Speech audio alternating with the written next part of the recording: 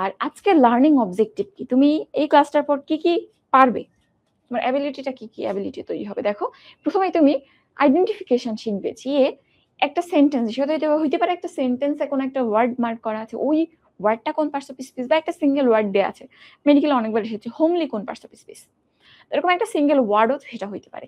So sentence বা word যেখানেই হোক না কেন, এখান থেকে তুমি আইডেন্টিফিকেশনটা করা শিখতে পারবে। এরপর অ্যাজ এ হোল ক্লাসিফিকেশনটা শিখবে, বাট কখনো এভাবে আসবে না যে নাউন কত প্রকার, বা এখানটাতে যদি আরো স্পেসিফিক করে বলে কংক্রিট নাউন কত প্রকার, এরকম আসবে না, বাট ক্লাসিফিকেশন অনুযায়ী আইডেন্টিফিকেশন হয়। শুধু অ্যাডজেক্টিভ বা শুধু নাউন না হয়ে স্পেসিফিক করে হইতে পারে আমরা জানতে চাচ্ছি যে এটা অ্যাবস্ট্রাক্ট নাকি ম্যাটেরিয়াল নাকি কি, তো সেটাও আমরা এখানে শিখবো ভেতর থেকে। আর এখানে নাউনের মধ্যে এক্সট্রা দুইটা টপিক আছে, নাম্বার এবং জেন্ডার, এখান থেকেও কিন্তু বেশ প্রশ্ন আসে। তো এই কয়েকটা জিনিস কভার করে আজকে আমরা পড়বো। ওকে, তো আমরা তাহলে শুরু করি। দেখো পার্টস অফ স্পিচ, আজকে টপিকটা কি, পার্টস অফ স্পিচ। স্পিচ মানে বাচ্য বা বাক্য, সেন্টেন্স এক কথায়, আর পার্টস মানে অংশ। তাইলে একটি সেন্টেন্সের প্রত্যেকটা অংশকে আমরা সাধারণভাবে কি বলি, ওয়ার্ড বলি। তো ওই ওয়ার্ডটারই যখন একটা নিজস্ব পরিচয় হয় বা ওর একটা নিজস্ব ফাংশন আমরা স্পেসিফাই করি, তখনই ওইটা পার্টস অফ স্পিচ। এক কথায় বলতে গেলে সেন্টেন্সের প্রত্যেকটা অংশই এক একটা parts of speech. Parts of speech is equal ওয়ার্ডও তুমি বলতে পারো। ওকে, তাহলে আমরা পার্টস অফ স্পিচ কি জিনিস জানলাম, এবং একটা মজার ব্যাপার হচ্ছে আমরা বলতেছি পার্টস অফ স্পিচ বাচ্চার অংশ। তো আমি যদি একটা সিঙ্গেল ওয়ার্ড বলি হোমলি, বলো তো এটা কোন পার্টস অফ স্পিচ, এটাকে তুমি পার্টস অফ স্পিচ বলতে পারবা না। আসলে এটাকে পার্টস অফ স্পিচ বলা যায় না যতক্ষণ না তুমি এটাকে সেন্টেন্সে ব্যবহার করছো।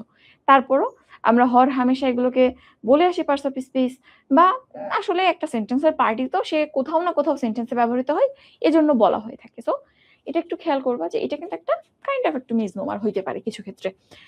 ওকে, এখন আসো পার্টস অফ স্পিচের প্রকারভেদ। এই প্রকারভেদটা তুমি যদি বুঝো, এই প্রকারভেদটা বুঝলেই তুমি অনেকগুলো কোশ্চেনের আনসার করতে পারবা। তো যেমন দেখো, খুব সহজ প্রশ্ন কিন্তু তোমার পরীক্ষাতে আসে। এখানে তোমাকে হয়তো বলবে বলো তো ঢাকা, এইটা কোন পার্টস অফ স্পিচ, একদম এরকম সিম্পল প্রশ্নই তোমার পরীক্ষাতে আসে। বলো তো পদ্মা, পদ্মা কোন পার্টস অফ স্পিচ, এরকম সিম্পল প্রশ্ন আসবে। তারপরে তোমাকে বলবে স্লোলি কোন পার্টস অফ স্পিচ বলো তো, ওয়াও, এলাস, এলাস আসছে না মেডিকেলে, তাহলে এরকম সিম্পল জিনিস পরীক্ষাতে আসবে। সো তোমাকে আসলে এখানে সবকিছু বুঝে নিতে হবে। তো প্রথমে আসো নাউন। নাউন কিছুই না, খুবই সিম্পল একটা জিনিস, যে ওয়ার্ড দিয়ে নাউন, যে ওয়ার্ড দিয়ে যে কোনো কিছুর নাম বুঝাবে সেটা হচ্ছে নাউন। সেটা হইতে পারে কোনো জায়গার নাম, কোনো মানুষের নাম, বইয়ের নাম, খাবারের নাম, কোনো পোশাকের নাম, কোনো গুণের নাম, যে কোনো কিছু হইতে পারে। সো যে কোনো নাম মানেই নাউন। আমরা যখন ডিটেলসে যাব তখন তুমি আরো ভালো করে আইডেন্টিফিকেশন শিখবে। শুধু এতটুকু মনে রাখো, নাউন মানে কি, নামে নামে মিল আছে, নাউন ইজ ইকুয়াল নাম। এরপরে প্রোনাউন। প্রোনাউন সম্পর্কে সবার খুব ক্লিয়ার কনসেপ্ট আছে। প্রোনাউন মানে নাউনের পরিবর্তে যে শব্দটা ব্যবহৃত হবে সেটাই নাউন। যেমন আমার নাম কি, আমার নাম ধরো নিশাত, তাহলে নিশাতের পরিবর্তে আমি কি বলতে পারি একটু পর, আই। আই মানে আমি। তাহলে এই যে আমার পরিবর্তে আমি আই ওয়ার্ডটা ব্যবহার করলাম, এটাই প্রোনাউন। তোমার পরিবর্তে আমি হি বা শি ব্যবহার করব, তখন হি বা শি প্রোনাউন। এরপর আসে অ্যাডজেক্টিভ। অ্যাডজেক্টিভের ক্ষেত্রে একটা খুবই টিপিক্যাল কোশ্চেন আসে, প্রায় আসে, যে অ্যাডজেক্টিভ কাকে কাকে মডিফাই করে। অ্যাডজেক্টিভ এবং অ্যাডভার্ব এই দুটো জিনিসের কাজ হচ্ছে মডিফিকেশন। ওর নিজস্ব কোনো ফাংশন নেই, ও অন্যের পিছে লাগে, পিছে লেগে তার সামান্য পরিবর্তন করে, দ্যাট ইজ মডিফিকেশন করে। তো অ্যাডজেক্টিভ মনে রাখবা কেবলমাত্র, কেবল এবং কেবলমাত্র নাউন এবং প্রোনাউনকে মডিফাই করে। দুনিয়ার আর কাউকে মডিফিকেশনের ক্ষমতা অ্যাডজেক্টিভকে দেওয়া হয় নাই। সো আগে মনে রাখো অ্যাডজেক্টিভ এবং অ্যাডভার্ব এরা দুইজনই মডিফায়ার, নিজস্ব কোনো ফাংশন নাই। তার মধ্যে অ্যাডজেক্টিভটা কি কাজ করে, নাউন এবং প্রোনাউনকে মডিফাই করে, অনলি নাউন এবং প্রোনাউন। এরপর আসে অ্যাডভার্ব। অ্যাডভার্বের কাজটা কি হবে, তাইলে অ্যাডভার্ব হচ্ছে এই নাউন প্রোনাউন ছাড়া দুনিয়ায় যত যা কিছু আছে, এখানে নাউন প্রোনাউন ছাড়া তুমি এই যে 6টা পার্টস অফ স্পিচ দেখছো, 6টাকেই অ্যাডভার্ব মডিফাই করে। ইভেন বলা হয় যে অ্যাডভার্ব একটা সেন্টেন্সকেও মডিফাই করে। সো অ্যাডভার্ব সবাইকে মডিফাই করে, এমন কিছু জিনিস নাই যা অ্যাডভার্ব দ্বারা মডিফাইড হয় না। ওকে, এতটুকু জিনিস মনে রাখো। এবার দেখো জিনিসগুলো কি আসলে। অ্যাডজেক্টিভ মানে যখন কোনো বস্তু বা ব্যক্তির দোষ গুণ সংখ্যা অবস্থা পরিমাণ পরিমাপ বা যে কোনো কিছু সম্পর্কে তুমি যে ওয়ার্ড দিয়ে ধারণা পাবা সেটাই অ্যাডজেক্টিভ। যেমন আমি যদি বলি ছেলেটা অনেক লম্বা, তো ছেলেটা সম্পর্কে ধারণা পাচ্ছ ছেলেটা খাটো নাকি লম্বা। আবার তুমি যদি বলো যে আমার কাছে 10টা কলম আছে, তো কলম কয়টা, পরিমাণটা সম্পর্কে ধারণা পাচ্ছ। এরকম যে কোনো নাউন বা প্রোনাউন সম্পর্কে তোমার যদি কোনো এক্সট্রা আইডিয়া জন্মায় কোনো ওয়ার্ড দিয়ে, তখনই সেটা অ্যাডজেক্টিভ। আর অ্যাডভার্বের ক্ষেত্রে আমি যদি বলি সে দৌড়ায়, কিভাবে দৌড়ায়? হি রানস, দ্রুত দৌড়ায়। আমি যদি বলি হি রানস কুইকলি, সে দ্রুত দৌড়ায়। তাহলে আগে সে দৌড়াচ্ছিল, এখন কুইকলি শব্দটা দেওয়ার পর কিভাবে দৌড়াচ্ছে সেই চিন্তাটা আরো বেশি ক্লিয়ার হয়ে গেল, ধীরে নাকি দ্রুত। এই যে কুইকলি, এই যে কাজটা করতেছে দ্রুত নাকি ধীরে, এই যে তোমাকে একটা ক্লিয়ার কনসেপ্ট দিয়ে দিচ্ছে, এবং এটা কার উপর কাজ করতেছে? দৌড়ানো ভার্বের উপর কাজ করছে, এটাই অ্যাডভার্ব। ঠিক আছে, এরকম আরো অনেক কিছু আছে, আমরা আস্তে আস্তে দেখবো। এরপর আসো ভার্ব। ভার্ব যেন খুবই সহজ, ভার্ব দিয়ে যে ওয়ার্ড দিয়ে কাজ করা বোঝায় সেটাই ভার্ব। এখন এখানে ভার্ব থেকে আসলে প্রশ্ন আসে, একটা হচ্ছে জেরেন্ডান পার্টিসিপলের অংশ থেকে, আরেকটা পার্টে প্রশ্ন আসে হচ্ছে এর বাইরে একটু মানে একটু অ্যাটিপিক্যাল বলতে পারো তোমাদের ক্ষেত্রে, ক্লাসিফিকেশন থেকে, যার মধ্যে কিছু জিনিস কমন আছে, বাট কিছু জিনিস কিছু টাইপ অফ ভার্ব তোমাদের শিখতে হবে। যেমন মেডিকেলে 2 বছর আগে আসছে ইনকুয়েটিভ ভার্ব, অনেকে হয়তো এটা জানো না। সো এই জায়গাগুলো আমাদের একটু দেখতে হবে, বুঝছো? আচ্ছা, এখন পরেরটা আসো প্রিপোজিশন। প্রিপোজিশন কি জিনিস? প্রিপোজিশন আমি এখানেই বলে যাই, প্রিপোজিশন আসলে এখানে আলাদা করে পড়ানোর কিছু নাই। প্রিপোজিশন, এই যে শব্দটা তোমরা দেখছো এর মধ্যেই লুকিয়ে আছে যে প্রিপোজিশন কি। প্রি প্লাস পজিশন, এখান থেকে 2টা প্রশ্ন হয় মাত্র। প্রিপোজিশন তো ডিটেলসে আছেই, তো পার্টস অফ স্পিচের প্রিপোজিশন থেকে 2টা প্রশ্ন হয়। এক হচ্ছে এই প্রিপোজিশন নাম ভেঙে তুমি কি বুঝতেছো? প্রিপোজিশন, প্রি মানে পূর্বে, পজিশন মানে অবস্থান। পূর্বে অবস্থান মানে কি? পূর্বে অবস্থান মানে নাউন বা প্রোনাউনের পূর্বে অবস্থান। তাহলে আমরা প্রিপোজিশনের ক্ষেত্রে প্রথম যে শর্তটা পাবো সেটা হচ্ছে যে শব্দ নাউন বা প্রোনাউনের পূর্বে বসবে, 1 নম্বর শর্ত। তাহলে প্রশ্ন আসতে পারে প্রিপোজিশন কোথায় বসে? নাউন বা প্রোনাউনের পূর্বে। দ্বিতীয় শর্ত, পূর্বে তো বসেই এবং সাথে সাথে একটা সেন্টেন্সের যে অংশটা আছে সেন্টেন্সটাকে ওই নাউন বা প্রোনাউনের সাথে কানেক্ট করে একটা অর্থ প্রকাশ করে, সার্টেন একটা অর্থ প্রকাশ করে। তাইলে নাউন বা প্রোনাউনের পূর্বে বসে সেন্টেন্সের বাকি অংশের সাথে ওই নাউন প্রোনাউনের একটা কানেকশন তৈরি করে, সেটাই প্রিপোজিশন। জাস্ট এই 2টা শর্ত, কোথায় বসবে এবং কি কাজ করবে। তাহলে প্রিপোজিশন, কেন নাম প্রিপোজিশন? কারণ তার অবস্থান প্রিপোজিশন, পূর্বে অবস্থান করে নাউন বা প্রোনাউনের, এই জন্য, বুঝছো? এরপর কনজাংশন। জাংশন মানে কি? জাংশন মানে সংযোগ। তো কনজাংশনও আসলে সংযোগ সৃষ্টিকারী একটা জিনিস। কিরকম সংযোগ? একটা সেন্টেন্সে অনেক টাইপের সেন্টেন্স হয়, এর মধ্যে কমপ্লেক্স বা কম্পাউন্ডের ক্ষেত্রে মোর দেন 1 ক্লজ থাকে। তো যে সেন্টেন্সে 2টা ক্লজ থাকবে তাদের মধ্যে একটা সংযোগ থাকতে হবে, নাহলে অর্থের ব্যালেন্স থাকবে না। তুমি চাইলেই তো একাধিক ক্লজ কমা দিয়ে পাশাপাশি লিখতে পারো না, তাদের মধ্যে একটা কানেক্টর দিতে হয় যাতে ওই 2টা ক্লজের মধ্যে অর্থের বৈষম্য আছে নাকি সাদৃশ্য আছে বা রিলেশনটা কি সেটা বোঝা যায়। তো এরকম যে ওয়ার্ড দিয়ে 2টা ক্লজকে কানেক্ট করা হয়, 2টা ক্লজকে জাংশন বা যুক্ত করা হয়, সেটাই কনজাংশন। আমরা এটাও একটু পর দেখবো। এর মধ্যে এন্ড, বাট, অর, নট এগুলো আছে। এরপর আসো ইন্টারজেকশন কি জিনিস। ইন্টারজেকশন হচ্ছে সব থেকে সহজ পার্টস অফ স্পিচের মধ্যে যে ওয়ার্ড দিয়ে সাডেন বার্স্ট অফ ইমোশন বুঝাই, মানে এখানে অনুভূতির একটা প্রকটতা তুমি বুঝতে পারবা, এবং আনইউজুয়াল, মানে আমরা যে বলি না ওকে আই এম হ্যাপি, না, এখানে বলবে হুররে বিশাল মজা। সেখানে ইমোশনটা বার্স্ট হবে এবং অনেক বেশি এক্সট্রিমিটিটা অনেক বেশি এক্সট্রিম ইমোশন বোঝাবে, বুঝছো? এবং চেনার উপায় কি? সবসময় শেষে একটা এক্সক্লামেশন মার্ক থাকবে। ওকে, তাহলে ব্রডলি বলতে গেলে পার্টস অফ স্পিচ এই 8 প্রকার। এখানে আমরা অনেক কিছু বলে ফেলছি, এখন আমরা ডিটেলসে যাব, বাট তোমাকে এতটুক মিনিমাম বুঝাই লাগবে। এটা যদি না বুঝো তাহলে প্রবলেম যেটা হবে সেটা হচ্ছে তুমি পরবর্তীতে যে কানেক্ট করতে পারবে না। হুট করে মনে হইতে পারে যে কনজাংশন জিনিসটা কি। বিশ্বাস করো, তোমরা হয়তো ভাবতেছো যে আপু কনজাংশন জানে না এমন কেউ কি আছে? তোমাদের এখানে যারা ক্লাস করতেছে তোমাদের মধ্যেই অনেকে আছে যে আসলে কনজাংশন কি জিনিস জানি না। সো আগে এই জায়গাগুলো ক্লিয়ার হোক। আচ্ছা, এখন আসো আমরা আবার ফিরে যাই। এখন আমরা স্পেসিফিক করে প্রত্যেকটা টপিকে ঢুকবো। যেমন প্রথমে আসো নাউন। তো নাউন মানে তোমাকে অলরেডি আমি বলেছি যে ওয়ার্ড দ্বারা কোনো কিছুর নাম বোঝাবে সেটাই নাউন। এখন আমরা নাউনের ক্লাসিফিকেশন শিখবো। ক্লাসিফিকেশনে কোন ক্লাসে কে পড়ে এটা শিখবো। তো ব্রডলি বললে নাউন 2 প্রকার মেইনলি। একটা হচ্ছে কনক্রিট নাউন বা বস্তুগত নাউন, আর একটা অ্যাবস্ট্রাক্ট নাউন, গুণবাচক নাউন। তাই যে দুনিয়াতে যত বস্তু আছে বা যত যা কিছু আছে যেখান দিয়ে নাম বুঝাই, বা কোনো বস্তু, অ্যাকচুয়ালি বস্তুই তো, নাম তো বস্তু বা ব্যক্তিরই বোঝাবে।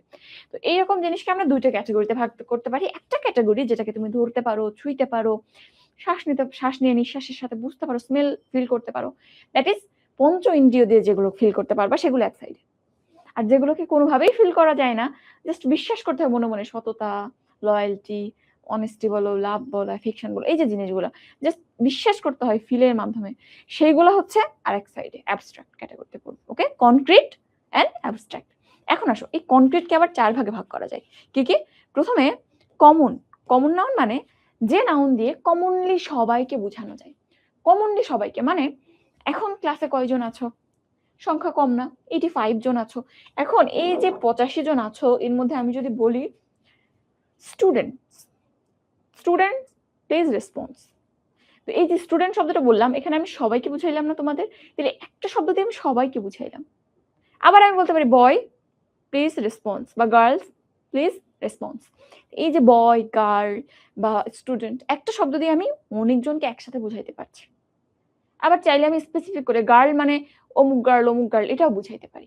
তাইলে যে শব্দগুলা দিয়ে কমনলি সবাইকে বোঝানো যায়, আবার সবার মধ্যে এক একজনকেও নির্দেশ করা যায়, আ গার্ল, আ বয়ও বলা যায়, সেটাই হচ্ছে কমন নাউন। ওকে, কমন সাধারণভাবে সবাইকে বোঝাবে, সাধারণ নাম যে কোনো কিছুর। রিভার, সমস্ত নদীর সাধারণ নাম নদী, বুঝছো? এর মধ্যে আরেকটা পরের টাইপটা হচ্ছে প্রপার নাউন। তাহলে প্রথমটা গেল কমন নাউন, এরপর প্রপার। আমরা বলি না তোমার বাসা কোথায়? অমুক জায়গায়, অমুক জায়গায় প্রপারে। প্রপারে মানে এক্সাক্ট পজিশনে। তো যে শব্দ দিয়ে আমরা এক্স্যাক্টলি কাউকে আইডেন্টিফাই করতে পারবো সেটাই হচ্ছে প্রপার নাউন। যেমন এখানে কারা আছো? তাহমিনা আছো, অর্জিতা আছো, নাইম আছো। আমি যদি বলি নাইম তুমি আমার প্রশ্নটার উত্তর দাও তো, বা ফাহমিদা তুমি আমার প্রশ্নটার উত্তর দাও তো, অর্জিতা তুমি উত্তর দাও তো। এই যে নাম বললাম, এখন কিন্তু স্পেসিফাই হয়ে গেল যে তুমি তুমি তুমি। আবার নদীর ক্ষেত্রে যদি বলি পদ্মা নদী, মেঘনা নদী। বইয়ের ক্ষেত্রে যদি বলি গালিভার্স ট্রাভেলস, বা ধরো এখানে যে কোনো একটা বইয়ের নাম তুমি বলো, বা যে কোনো জিনিসের নাম বলো। এই যে ওয়ার্ডটা দিয়ে কোনো কিছু একদম স্পেসিফিক করে বলা হয় সেটাই প্রপার নাম। তো কমন আর প্রপারের মধ্যে একটা রিলেশন কিন্তু আছে। কমন দিয়ে সবাইকে বোঝানো হয়, প্রপার দিয়ে তারই স্পেসিফিক কাউকে বোঝানো হয়। ওকে, এরপর আসো কালেকটিভ নাউন। আমি তোমাকে বললাম না, কমন দিয়ে আমি একটা শব্দ দিয়ে অনেককে বোঝাচ্ছি, আবার ওটা দিয়ে আলাদা করে বোঝানো যায়, যেমন আ বয়, আ গার্ল, আ স্টুডেন্ট। আর কালেকটিভের ক্ষেত্রে আমি একটা শব্দ দিয়েই একটা গ্রুপকে বুঝাবো, এবং তুমি ওখানে আলাদা করে একজনকে বুঝাইতে পারবা না। যেমন আমি যদি বলি ক্যাটল, ক্যাটল মানে কি? অনেকগুলা গবাদি পশু, ধরো 10টা গরু আছে, বা 20টা বা 100টা গরু, বা তার সাথে কিছু ছাগল আছে, এটাকে আমি ক্যাটল বলবো। দ্যাট ইজ গবাদি পশুর ঝাঁক। পোল্ট্রি, এক ঝাঁক মুরগি, এটাকে আমরা পোল্ট্রি বলবো। তো এখানে পোল্ট্রি বা ক্যাটল বলতে ওই পুরো গ্রুপটাকে বলতেছো। আ ক্যাটল, আ পোল্ট্রি, এভাবে কিন্তু আমরা ব্যবহার করি না। সো কমন নাউনটা আ, এন এভাবে দিয়ে একটা একটা বোঝানো যায়। বাট কালেকটিভের ক্ষেত্রে একটা ওয়ার্ড মানেই একটা ঝাঁক, এটাকে তুমি একটা একটা করতে পারবে না। ওকে, আমরা উদাহরণ দেখবো, আগে একটু দেখে যাই। আরেকটা আছে এর মধ্যে ম্যাটেরিয়াল নাউন। এই ম্যাটেরিয়াল থেকে অনেক বেশি প্রশ্ন আসে। আমরা 2টা জিনিস মনে রাখবো, খাবার জিনিস আর পড়ার জিনিস। একটা হচ্ছে খাবার জিনিস আর একটা পড়ার জিনিস। এই দুইটাকে আমরা ম্যাটেরিয়াল নাউনের ক্যাটাগরিতে ফেলবো। খাবার জিনিসের মধ্যে কি আছে? তুমি কি কি খাও? চাল, ডাল, আটা, ময়দা, তেল, লবণ, হলুদ, মাটন, চিকেন, এই যা কিছু বলতেছে খাবার জিনিস সবই ম্যাটেরিয়াল নাউন, বস্তুগত, ডিরেক্ট বস্তু। আর আরেকটা গ্রুপ পরের জিনিস, যেমন গোল্ড হইতে পারে, সিলভার হইতে পারে, আয়রন হইতে পারে, এরকম মেটালগুলা সাধারণত। এই মেটালগুলাকে আমরা পরের জিনিসের মধ্যে ফেলবো। তাহলে এই 2টা গ্রুপ আমরা পাবো ম্যাটেরিয়ালের মধ্যে। বিসিএস এ 2বার কোশ্চেন আসছে, মাটন কোন নাউন? বলো, এটা খাবার জিনিস, তাহলে মাটনটা ম্যাটেরিয়াল নাউন হবে, অন্য কিছু হওয়ার সুযোগ নেই। সো আমরা এখানে মোটামুটি ক্লাসিফিকেশন দেখে ফেললাম কনক্রিটেরটা। আর অ্যাবস্ট্রাক্ট যেটা থাকে, অ্যাবস্ট্রাক্ট একটু পরেই আমরা দেখবো। তুমি জাস্ট মনে রাখো যে কোনো গুণ যে শব্দ দিয়ে বোঝাই সেটাই অ্যাবস্ট্রাক্ট নাউন। আচ্ছা, এখন আসো, এইখানে প্রপার নাউন সম্পর্কে একটু লেখা আছে, তুমি একটু চাইলে দেখতে পারো। তো সাধারণত আমরা প্রপার নাউন দিয়ে স্পেসিফিক করে কোনো ব্যক্তি, নদী, বস্তুর নাম বুঝাবো, এবং একটা শর্ত আছে এখানে, প্রপার নাউনের ক্ষেত্রে ওটাকে ক্যাপিটাল লেটারে লিখতে হয় সবসময়। আমরা নাম সবসময় ক্যাপিটাল লেটারে লিখি, অরিশা, অনির্বাণ, বা যাই বলো না কেন, পদ্মা, মেঘনা, সব সময় দেখো আমরা বড় হাতের লিখি। রহিম, করিম, টাইটানিক, মুন, ঢাকা, রাজশাহী, এই প্রপার নাউনগুলো আমরা অলওয়েজ ক্যাপিটাল লেটারে লিখি। এটা একটু মনে রাখিও, চেনার আরেকটা সহজ উপায়। ওকে, এখন আসো কালেকটিভ নাউন। কালেকটিভ নাউন আমি অলরেডি তোমাকে বলছি, এখন আমরা কিছু এক্সাম্পল দেখব যে ওয়ার্ডগুলো দিয়ে এরকম গ্রুপ অফ পিপলকে বোঝানো যায়, বা গ্রুপ অফ কোনো জিনিস, গ্রুপ অফ এনি মানে এনিমাল বা এনি অবজেক্টও হইতে পারে, কোনো বস্তু হইতে পারে। তো এর মধ্যে ইম্পর্টেন্ট কিছু দেখো, প্রথমে আর্মি। আর্মি সেনাবাহিনী, বাহিনী মানেই তো এক ঝাঁক, তো আর্মি কালেকটিভ কিন্তু। এবার হার্ড, হার্ড নিজেও সিঙ্গলি ব্যবহৃত হবে, আর হার্ড অফ ক্যাটল এভাবে ব্যবহৃত হয়। এরপরে জুরি, বিচারক মন্ডলী, এটাও আসে। এরপরে ফ্যামিলি, তুমি জানো একা একা ফ্যামিলি হয় না। এরপরে কমিটি অ্যান্ড গ্রুপ, এই কয়েকটা দেখলে মোটামুটি পারবে। ওকে, প্রথম তিনটা বেশি আসে। ওকে, এরপরে কিছু ফ্রেজাল কালেকটিভ নাউন আছে, এগুলো তো সিঙ্গেল ওয়ার্ড যখন গ্রুপ অফ পিপলকে বুঝাই তখন এইভাবে আমরা একটা একটা ওয়ার্ড বলি। আর যখন একটা ফ্রেজ ধরো, এখানে যেটা আছে, ফ্রেজ কি জিনিস তোমরা জানো, একাধিক শব্দ যদি সার্টেন কোনো অর্থ প্রকাশ করে সেটাই ফ্রেজ।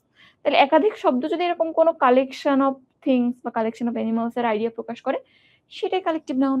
যেমন বুকে অফ ফ্লাওয়ার্স, বুকে অফ ফ্লাওয়ার্স মানে ফুলের তোড়া, অনেকগুলো ফুল একসাথে আছে। এখানে শুধু ফ্লাওয়ার বললে ফুল বুঝাইতো, এখানে বুকে বললে collection of flowers, that is অনেকগুলো ফুল একসাথে আছে এটা বুঝাচ্ছে। ওকে, সো ফ্লাওয়ার্স এর সাথে বুকে বসে, বললাম ক্যাটেলের সাথে হার্ট বসে, ফিশের সাথে স্কুল শব্দটা যায়, এরপরে প্লেয়ার্স এর সাথে টিম শব্দটা যায়, তোমরা জানো একটু দেখতে পারো, বার্ডস এর সাথে ফ্লক শব্দটা যায়। সো এই কয়েকটা শব্দ একটু দেখবা যে ফ্রেজাল ইউজটা কিভাবে হয়, এটা এখান থেকে খুব বেশি প্রশ্ন আসে না। আচ্ছা, এরপর এখানে একটা জিনিস আছে, এটা তোমরা মোটামুটি সবাই জানো, তারপর একটু বলি।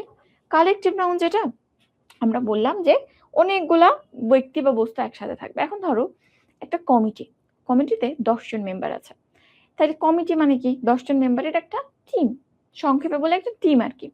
তো এখানটাতে তুমি যখন বলবা যে সবাই তারা একসাথে একই রকম কাজ করতেছে, তোমার কাছে মনে হবে ওকে সবাই মিলে একটা ইউনিটের মতো আছে, তাহলে একটা জিনিসে আসলে, তাহলে এটাকে তুমি সিঙ্গুলার বলতে পারছো, সবাই মিলে একসাথে একরকম কাজ করতেছে। সো আসলে এখানে আমরা কমিটি দিয়ে একটা ইউনিট বুঝাচ্ছি, তো এও সিঙ্গুলার ও ভার্বও নেবে সিঙ্গুলার। কিন্তু যদি কখনো এমন দেখো যে ওই 10 জনের টিমে মত বিরোধ বা মত পার্থক্য তৈরি হয়েছে, 5 জন বলতেছে যে না আমরা এটা করব, আর 5 জন বলতেছে যে না আমরা করব না, তাহলে এই যে দুইটা ভাগ হয়ে গেল, মত পার্থক্য তৈরি হইলে আর কিন্তু তাদের ইউনিটিটা থাকলো না। ইউনিটি না থাকলে দুইটা গ্রুপে ভাগ হয়ে গেল, এখন কি তারা সিঙ্গুলার আছে? নাই, প্লুরাল হয়ে গেছে, সো তারা প্লুরাল ভার্ব নেবে। তাহলে সংক্ষেপে বললে, যখন কোনো কালেকটিভ নাউন সবাই একমতে থাকে তখন সিঙ্গুলার ভার্ব নাই, যখন ভিন্ন মত প্রকাশ করে তখন প্লুরাল ভার্ব নাই। দেখো, দ্য জুরি ইজ বা ওয়াজ আনঅ্যানিমাস, আনঅ্যানিমাস মানে একই রকম, ইন ইটস ডিসিশন। তাহলে এখানে ইজ হবে বা ওয়াজ হবে, সিঙ্গুলার ভার্ব হবে, কারণ সবাই একমতে ছিল। আর দ্য জুরি আর বা ওয়ার ডিভাইডেড ইনটু গ্রুপস, তাইলে এখানে মত পার্থক্য তৈরি হয়েছে, সো গ্রুপে ভাগ হয়ে গেছে, বা অন্য কোনো ফাংশনাল কারণেও ভাগ হইতে পারে। সো যখন এরকম বিভাজন বুঝাবে তখনই কিন্তু আমরা এভাবে করে প্লুরাল ভার্ব দিব। ওকে, আশা করি এতটুকু বুঝেছো। ওকে, 75 জন আছো। এরপর আসো আমরা একটু ম্যাটেরিয়াল নাউনে যাই। আমি অলরেডি তোমাকে বলেছি খাবার জিনিস, পড়ার জিনিস। এক্সাম্পল গুলো একটু দেখো, এই যে দেখো ডায়মন্ড, গোল্ড, আয়রন, সব পড়ার জিনিস। সো এই একটা গ্রুপ, আর গুলো সব খাবার জিনিস। দেখো উইথ, ময়দা, সল্ট, লবণ, ফ্লাওয়ার, আটা, মিল্ক, টি, কফি, ওয়াটার, সবকিছু তোমার খাওয়ার জিনিস। তাহলে ম্যাটেরিয়াল নাউন আর কখনো ভুল হবে? ভুল করা যাবে না, এখান থেকে কিন্তু অনেক প্রশ্ন হয়। আচ্ছা, এখানে আরো কিছু জিনিস লেখা আছে, এটা তোমাদের জন্য অতটা গুরুত্বপূর্ণ না। আচ্ছা, এখন আসো অ্যাবস্ট্রাক্ট নাউন। অ্যাবস্ট্রাক্ট মানে যে ওয়ার্ড দিয়ে কোনো গুণ বুঝাবে। এখন এইগুলা তুমি উদাহরণ দিয়ে মনে রাখতে পারো, বা কিছু এখানটাতে সাফিক্স আছে, যে সাফিক্স গুলা দিয়ে এখানে এই ওয়ার্ড গুলোকে চেনা যায়। তো যদি কোনো শব্দের শেষে নেস, শিপ, সিওয়াই, এইজ, হুড, এই যে সাফিক্স গুলো দেখছো এইগুলো যুক্ত থাকে এবং একটু গুণবাচক কিছু বুঝাচ্ছে, তুমি আভাস পাও, তাহলে সেটা খুব ইজিলি তুমি সেটাকে অ্যাবস্ট্রাক্টের মধ্যে ধরবা। এখন আসো আমরা একটু দেখি, তুমি এটা একটু দেখতে পারো, বাট নট দ্যাট ইম্পর্টেন্ট যদি মিনিং বুঝো। প্রথমে এজেন্সি, এইটা নিয়ে তোমাদের ঝামেলা হয় যে এজেন্সি কি করে অ্যাবস্ট্রাক্ট নাউন, এটা মেবি কালেকটিভ নাউন হওয়ার কথা, কারণ কমিটির মতো এজেন্সি বুঝাই। আসলে এজেন্সি বলতে একটা গ্রুপের স্পেসিফিক ফাংশন বুঝাই, বুঝছো? এজেন্সি তাদের ফাংশনটাকে ফোকাস করে, নট দ্যাট গ্রুপ। তাইলে এই জন্য এজেন্সিটা আমরা এটা একটু আলাদা করে মার্ক করে রাখো, এটাকে আলাদা করে অ্যাবস্ট্রাক্ট ক্যাটাগরিতে মনে রাখবে, বুঝছো? এটা কিন্তু ভুল হয়। আচ্ছা, মেডিকেল প্রশ্ন, চাইল্ডহুড কোন নাউন? চাইল্ডহুড, তো প্রথমে এখানে হুড সাফিক্স আছে, এর পাশাপাশি তুমি চিন্তা করো চাইল্ডহুড মানে কি শৈশব। এখন তুমি আমাকে বলো শৈশব কি চোখে দেখা যায়? দেখা যায়? দেখা যায় না। শৈশব জাস্ট একটা টাইম, সময় যেমন চোখে দেখা যায় না, শৈশবও চোখে দেখা যায় না। ছোঁয়া যায়? ছোঁয়া যায় না। জাস্ট বুঝতে হয় যে একটা বাচ্চা তার শৈশবে হয়তো আছে। যদি ওটাকে ধরা যাইত, ছোঁয়া যাইত, মানুষ শৈশবটাকে খাঁচায় বন্দি করে রেখে দিত এবং শেষ বয়সে যেয়ে বন্দি খাঁচা থেকে বের করে শৈশব উপভোগ করত। সেটা সম্ভব না। তাহলে চাইল্ডহুড একটা জিনিস, ফাদারহুড একই কথা। পিতৃত্ব জাস্ট অনুভব করা যায় বাবার ভালোবাসা। ফ্রেন্ডশিপ একই রকম। বন্ধুত্ব যদি ধরা যাইত, ছোঁয়া যাইত, তাহলে মানুষ কোনটা অরিজিনাল কোনটা ফেক চিনে ফেলত। এবারে গার্লহুড একই কথা, হিরোইজম, ইনফ্যান্সি একই রকম, ম্যানহুড, মাদারহুড সবকিছু দেখো এখানে কোনো অ্যাবস্ট্রাক্ট কোনো গুণ বুঝাচ্ছে বা অ্যাবস্ট্রাক্ট কোনো আইডিয়া বুঝাচ্ছে। এর মধ্যে এজেন্সি এটা একটু আলাদা করে মনে রাখবা, চাইল্ডহুডটা বেশি আসে পরীক্ষাতে। সব মিলে ২-৩ বার এসেছে। আচ্ছা, এখন আসো তাইলে মোটামুটি আমরা নাউনের একটা ক্লাসিফিকেশন দেখলাম। এখন আরেকটা ক্লাসিফিকেশন হচ্ছে একটা নাউনকে গণনা করা যায় নাকি যায় না। এর ভিত্তিতে তুমি নাউনকে ক্লাসিফাই করবা। তো একটা টাইপ আছে যে নাউনগুলোকে তুমি কাউন্ট করতে পারবা, সেগুলোকে আমরা কাউন্টেবল বলবো, আর যেগুলোকে গুনতে পারবা না আনকাউন্টেবল। তাহলে ব্রডলি বলতে গেলে গণনার ভিত্তিতে ২ প্রকার, কাউন্টেবল, আনকাউন্টেবল। এখানে কিছুই জানা লাগবে না। তোমাকে শুধু এতটুকু জানতে হবে যে আনকাউন্টেবল যে জিনিসটা, আনকাউন্টেবল নাউন ধরো, আনকাউন্টেবল যে জিনিসটা সেটা আমরা বলতেছি গণনা করা যায় না। এখন যে জিনিস গণনা করা যায় না সেই জিনিস তোমার কাছে একটা নাকি ২টা কোনো মিনিং প্রকাশ করবে? আমি ধরো পানি, পানি নরমালি কাউন্ট করা যায়, যায় না। তো এটা একটা আনকাউন্টেবল নাউন। সো ১ টা পানি, ২ টা পানি, ৩ টা পানি এভাবে কি তুমি বলতে পারবা? পারবা না। কারণ যে জিনিস গুনাই যায় না তাহলে ১ টা কি আর ২ টা কি? সো ১ম কথা যেটা আনকাউন্টেবল নাউনের ক্ষেত্রে, যে আনকাউন্টেবল নাউন কখনো প্লুরাল হয় না। কখনো কি হবে না? প্লুরাল হয় না। এবং যেহেতু প্লুরাল হয় না, কখনো এস বা ইএস যুক্ত হবে না এর সাথে। এবং যখন সেপারেট শব্দ হিসেবে ব্যবহৃত হবে তখন কখনোই প্লুরাল ভার্ব সে নেবে না। তাহলে এই ৩টা কথা, কখনো প্লুরাল হয় না, এস বা ইএস যুক্ত হবে না, এস বা ইএস যুক্ত হলেই কিন্তু ভুল হয়ে যাবে, এবং প্লুরাল ভার্ব সে সিঙ্গেল ওয়ার্ড হিসেবে নেয় না। ৩টা কথা। এখন পরীক্ষাতে এভাবে আসবে না যে শর্ত কি। পরীক্ষাতে তোমাকে বলবে নিচের কোন শব্দটা সঠিক। তোমাকে ৪টা অপশন দিল। ৪টা অপশনের মধ্যে একটা আছে নিউজ, একটা লাগেজেস, একটা সিনারিস, একটা অ্যাডভাইসেস, একটা মিউজিকস, এরকম। কোনটা সঠিক হবে? এস যেগুলোতে আছে, যেহেতু এটা সবাই আনকাউন্টেবল, এস যেখানেই আছে সব। তাইলে এইটা এজন্যই জানতে হবে কারণ তোমার পরীক্ষাতে এরকম প্রশ্ন আসবে যেখানে শেষে এস আছে, ইয়েস আছে, ভার্বের সাথে পরবর্তী ভার্বটা প্লুরাল আছে, এইগুলা জানার জন্য। এখন তাহলে আমাদের এই ওয়ার্ডগুলো জানতে হবে। আনকাউন্টেবল নাউন কমনলি আমাদের পরীক্ষাতে কি কি আসে, তাহলেই তুমি উত্তর করে আসতে পারবা যে কোন ওয়ার্ডটা ভুল, কেন ভুল। এস আছে, আনকাউন্টেবল কখনো এস হবে না, প্লুরাল হয় না বলে, এতটুকুই। তো এখন এই ওয়ার্ডগুলো একটু দেখো। প্রথমে আছে তথ্য, ইনফরমেশন। তুমি যা কিছু পেয়েছো তথ্য হিসেবে সব ইনফরমেশন। আলাদা করে আমার বয়স ধরো ২৪ বা ২৩, এটা একটা ইনফরমেশন। আমার নাম নিশাত, এই আরেকটা ইনফরমেশন। এভাবে বলা যাবে। তুমি যা কিছু জানো সবকিছু মিলে information. Same for news. News মানেও তুমি যা খবর পাইছো সবকিছু মিলে নিউজ। লাগেজ, লাগেজ মানে তোমার যা আছে, ব্যাগ এন্ড ব্যাগেজ বা লাগেজ, তোমার যা জিনিসপত্র আছে সব মিলে লাগেজ। লাগেজ মানে একটা ট্রলি, এটা একটা লাগেজ, আরেকটা ট্রলি ওই একটা লাগেজ না। তোমার যা আছে সবই লাগেজ। ধরো তোমার কোলে একটা বাচ্চা আছে, ওটাকেও তুমি লাগেজ বলতে পারো যদি তোমার টেনে বেড়াইতে হয়। কাইন্ড অফ এরকম, বুঝছো? সিনারি, তুমি চোখের সামনে যা দেখো সবই সিনারি। অ্যাডভাইস একই রকম, যা উপদেশ দিবা সবকিছু মিলে অ্যাডভাইস। মিউজিক, মিউজিক তো এটা অ্যাবস্ট্রাক্ট একটা আইডিয়া, সো এইখানটাতে আসলে বলার অপেক্ষা রাখে না, এটা অবশ্যই আনকাউন্টেবল। বাতাস গণনা করা যায়, যায় না। বালু গণনা করা যায়, যায় না। কিছু আনকাউন্টেবল আছে যেটা দেখবা বস্তু তো গণনা করা যায়, বাট গুনতে আমাদের কষ্ট হয় বলে ওটাকে আনকাউন্টেবলের পাল্লায় ফেলাই দিছি। যেমন চাল, চাল তো গণনা করা যায়, 10টা চাউল দিলে তুমি খুব ইজিলি গণনা করতে পারবা। কিন্তু কেন আমরা রাইসকে আনকাউন্টেবলে ফেলাই? কারণ এটা গণনা করা সুবিধাজনক না। একই কারণে স্যান্ড আসলে গণনা করা যায়, ছোট ছোট কণা, কিন্তু সুবিধাজনক না বলে এটা আনকাউন্টেবল। ফার্নিচার, এটাও পরীক্ষাতে আসে। Furniture and jewellery. ফার্নিচার মানে তোমার গৃহসজ্জায় তুমি যা যা ব্যবহার করেছো সবই ফার্নিচার। জুয়েলারি একই কথা, তোমাকে সাজানোর জন্য যা ব্যবহার করছো সবই জুয়েলারি। মানি, মানি এটা আমরা একটু জানবো।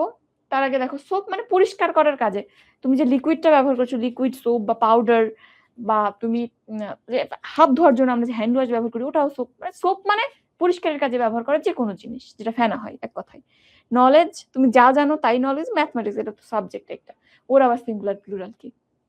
আচ্ছা, তাইলে এইগুলো তোমরা জানবা এবং এখান থেকে এইগুলো জানার উদ্দেশ্য কি, পরীক্ষাতে আসবে কোন ওয়ার্ডটা সঠিক, কোনটা সঠিক হবে, যেটা সিঙ্গুলার ফর্মে থাকবে এবং কোনো আর্টিকেল থাকবে না। যেহেতু আনকাউন্টেবল, গুণা যায় না, তাহলে আমরা কি এখানে আ সিনারি বা দা সিনারি বলতে পারবো, বা টু সিনারিস এভাবে বলতে পারবো? পারবো না, কারণ গুণাই যায় না। সো আ, অ্যান এগুলোর সাথে বসবে না। হ্যাঁ, আমরা প্রশ্নে দেখবো এগুলা। আচ্ছা, এখন আসলে মানিটার কথা বলি একটু। মানি যে ওয়ার্ডটা দেখতেছো, মানি আর টাকা এই দুটোর মধ্যে কিন্তু হিউজ পার্থক্য। মানি, টাকা বলো বা ডলার বলো, অনেক পার্থক্য। মানি মানে সম্পদ, মানি মানে কি সম্পদ। তোমার কাছে ভ্যালুয়েবল যা আছে সবই মানি। সেটা হইতে পারে তোমার জ্ঞান, হইতে পারে তোমার টাকা, হইতে পারে তোমার ফোনটা, হইতে পারে তোমার মাথার মেধা, হইতে পারে তোমার মেমোরি। তোমার কাছে যা ভ্যালুয়েবল এভরিথিং ইজ মানি। তো মানি এক কথায় সম্পদ বোঝায়। তাহলে সম্পদ কি প্রকৃতপক্ষে গণনা করা যায়? আমি যদি তোমাকে বলি যে আমার মেধার দাম কত, বা তোমার মেধার দাম কত, বলো তো, কাউন্ট করে বলো। কাউন্ট করতে পারবা? পারবা না। তো সম্পদ বা সম্পত্তি সবসময় কাউন্ট করা যায় না, কারণ সব জিনিস, সব সম্পত্তি কাউন্টেবল ফর্মে থাকে না। হয়তো তুমি টাকাটা কাউন্ট করতে পারবে, বাট অন্যগুলো পারবে না। এই জন্য মানি ইজ অলওয়েজ আনকাউন্টেবল। কিন্তু টাকা বা ডলার এইটা আসলে কারেন্সি বোঝায়, যেটা আমরা আসলে টাকা বা মানি বলতে বুঝি, বুঝছো? সো মানি সমস্ত সম্পদ, এর মধ্যে শুধু কারেন্সিটাকে আমরা বিভিন্ন জনের সুবিধা অনুযায়ী বিভিন্ন দেশে কোথাও টাকা, কোথাও রুপি, কোথাও ডলার, কোথাও ইউরো, এভাবে এক এক দেশে এক এক রকম নাম হয়ে আসছে। ওকে, তাইলে এতটুকু আমরা এখান থেকে জানলাম কাউন্টেবল এবং আনকাউন্টেবলের ক্ষেত্রে। এখন আমরা একটু একটা জিনিস দেখব,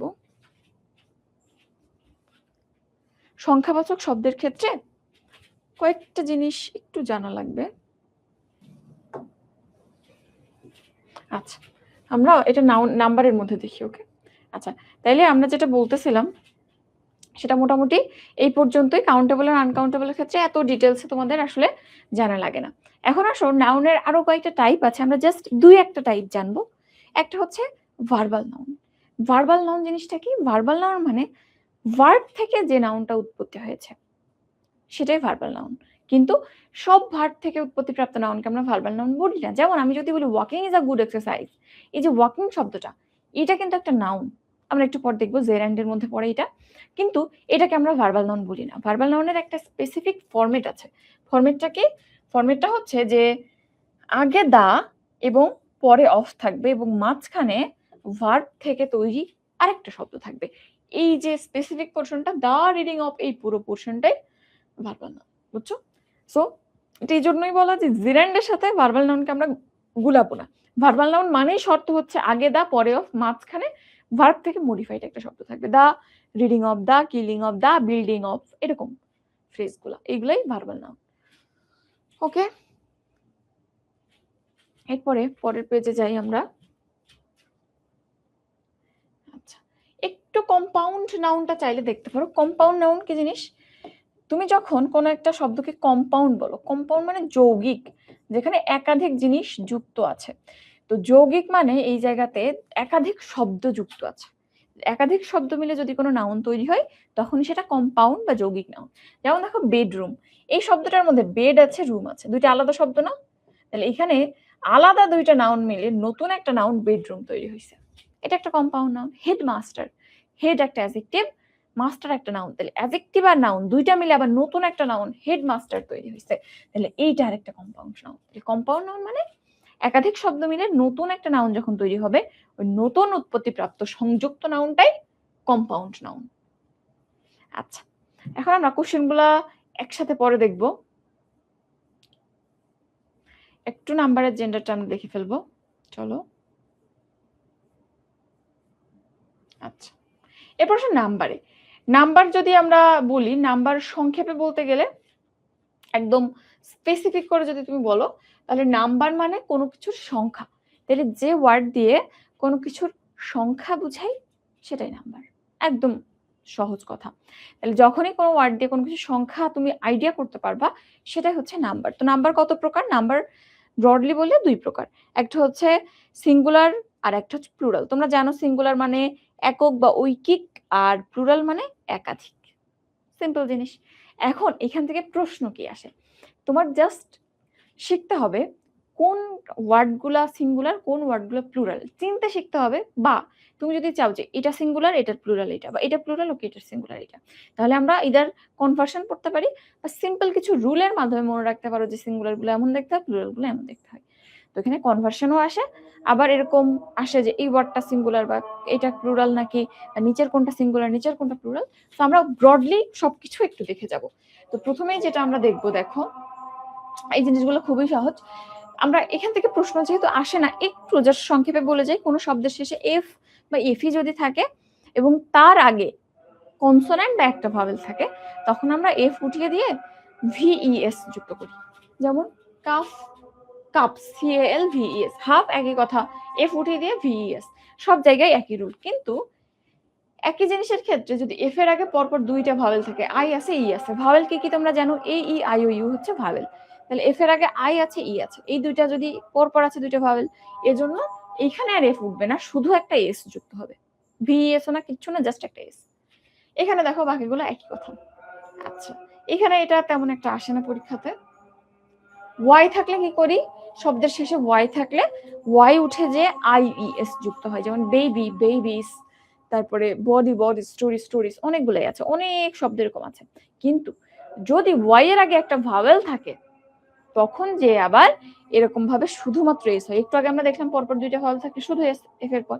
এখানে ওয়াই এর আগে যদি একটা ভাওয়েল থাকে, ওয়াই তো সেমি ভাওয়েল, এর আগে একটা ভাওয়েল মানে অ্যাকচুয়ালি পাশাপাশি দুইটা ভাওয়েলের কাজ করছে, তাহলে শুধু একটা এস হবে। বুঝছো, ভাওয়েলের অনেক শক্তি। আচ্ছা, এখন আসো, আসলে প্রশ্ন এই রুল নাম্বার 6 থেকে আসে, এখান থেকে প্রশ্ন আসা শুরু হয়।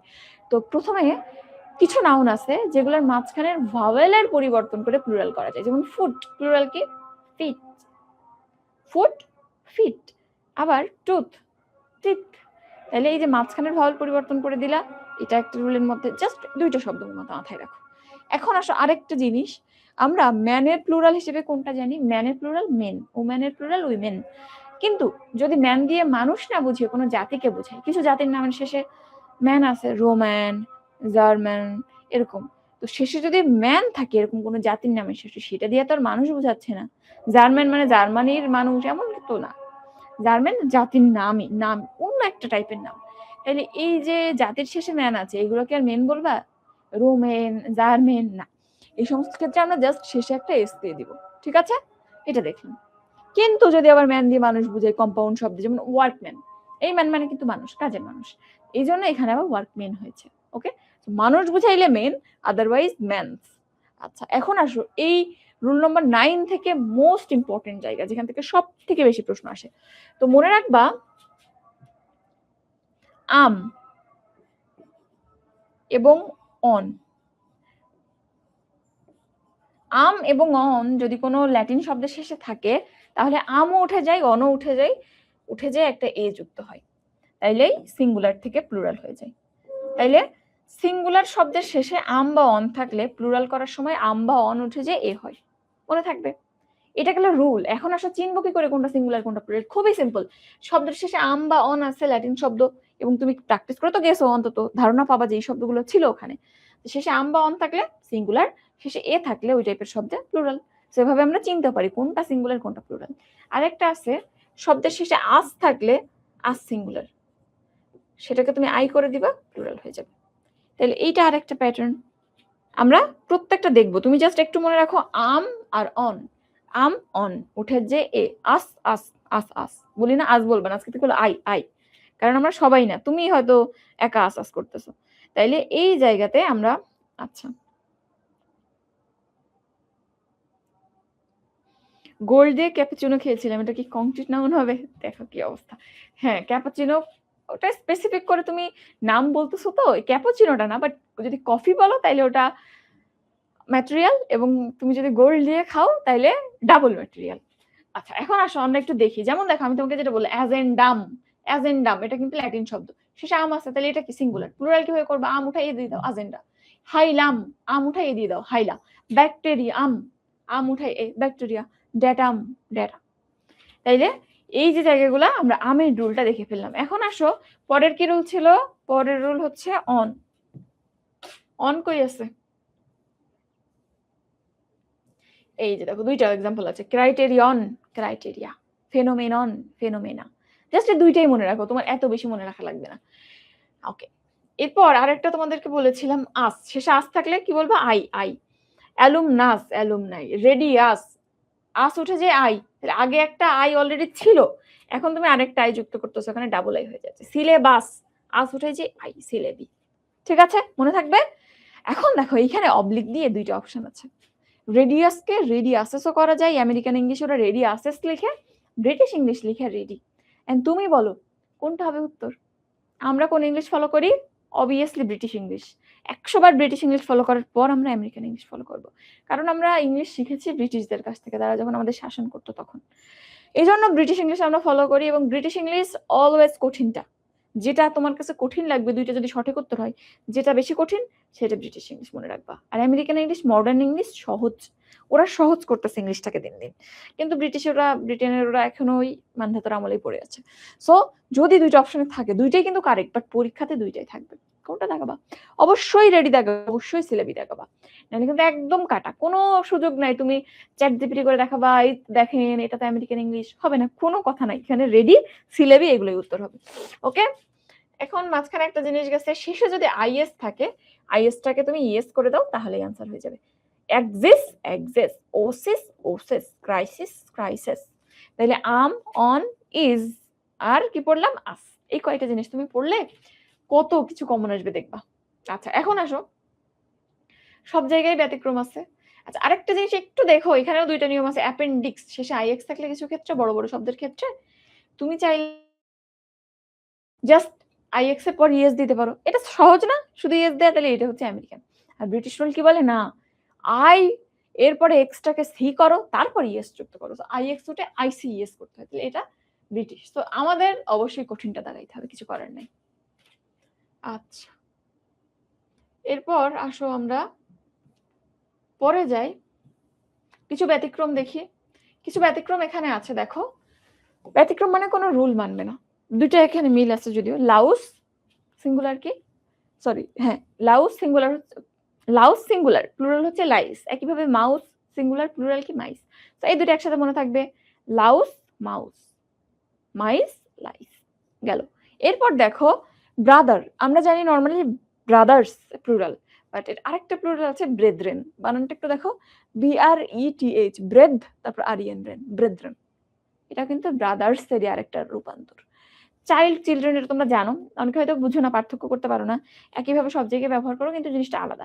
চাইল্ড একটা বাচ্চা, চিলড্রেন অনেকগুলো বাচ্চা, সো এটা আলাদা করে পড়তে হবে। এরপরে দেখো অক্স, অক্সেন, এই জিনিসটা তোমাদের যে কি পরিমাণ ভুল হয় দেখো।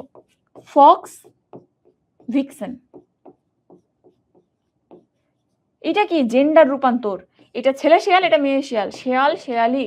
আর অক্স, অক্সেন, এটা কিন্তু ষাঁড় আর গাভী না, ষাঁড় একটা ষাঁড়, অনেকগুলা ষাঁড়, তো এটা গুলাবানা। অক্স, অক্সেন, এটা হচ্ছে নাম্বারের রূপান্তর, সিঙ্গুলার টু প্লুরাল। আর ফক্স, ভিক্সেন, এটা হচ্ছে জেন্ডারের রূপান্তর, ম্যাসকুলিন টু ফেমিনিন, গুলাবানা। এটা কিন্তু উল্টাপাল্টা করে ফেলো। তাইলে মোটামুটি এখান থেকে এতটুকু পড়লেই, আর আগে যে আম টামগুলো বললাম, আম আজগুলো মনে রাখলে শেষ, কোথাও তুমি আটকাবা না। আচ্ছা, এখন একটু কয়েকটা জিনিস তুমি একটু দেখো, আমি একটু বলে দিই এক কথায়। কিছু শব্দ আছে যেগুলা একই সাথে সিঙ্গুলার এবং প্লুরাল হিসেবে ব্যবহৃত হয়। কি কি? আমি 3টা শব্দ বলবো। একটা হচ্ছে শিপ, একটা হচ্ছে ডিয়ার। শিপ মানে ভেড়া, ডিয়ার মানে হরিণ। আর এয়ারক্রাফট বলতে পারো, এয়ারক্রাফট, এয়ারক্রাফট সাধারণত এখন আসে না। তো এই দুইটা মেইনলি। কিছু শব্দ বললাম কি সিঙ্গুলারেও যেমন প্লুরালেও তেমন, তাইলে শিপের সিঙ্গুলারও শিপ, প্লুরালও শিপ। কিরকম? তুমি যদি বলো আই হ্যাভ 1 শিপ, তাও বলবো 1 শিপ। তুমি যদি বলো আই হ্যাভ 2 শিপ, তাও 2 ship. I have a lot of ship, তাও শিপ, শিপস বলা যাবে না। ডিয়ারের ক্ষেত্রেও একই। সো ভেড়া আর ডিয়ার, এটা সিঙ্গুলারেও যেমন, প্লুরালেও তেমন। বিসিএস এ অনেকবার এসেছে, আসার মতো প্রশ্ন। এখন আরেকটা জিনিস দেখো, আমাদের ভ্রান্তিটা কি? আমরা মনে করি শেষে এস থাকা মানেই প্লুরাল। যেমন ভুলটা কোথায় হয়? রেডিয়াস, অ্যালুমনাস, ওদের শেষে কিন্তু এস আছে, এস ওদের জন্ম থেকেই আছে, ওটা প্লুরাল হওয়ার জন্য এস না, ওরা সিঙ্গুলার। এরকম ইংরেজিতে সলিড ইংরেজি কিছু শব্দ আছে যার শেষে জন্ম থেকে এস আছে, ওটা প্লুরাল হয়ে এস নাই ওগুলাও সিঙ্গুলার। ভুল করো তোমরা। ফিজিক্স, সিভিক্স, পলিটিক্স, ম্যাথমেটিক্স, এই যে শব্দগুলো তুমি দেখতেছো, এরা সবই জন্ম থেকে ওদের সাথে এস আছে, ওদের প্লুরাল হওয়ার জন্য এস যুক্ত করা হয় নাই। তাইলে এগুলো সব সিঙ্গুলার, সিঙ্গুলার ভার্ব নিবে, এতটুকু মাথায় রাখিও। ওকে, এটা একটু লিখে রাখো, মার্ক করে রাখো। আচ্ছা,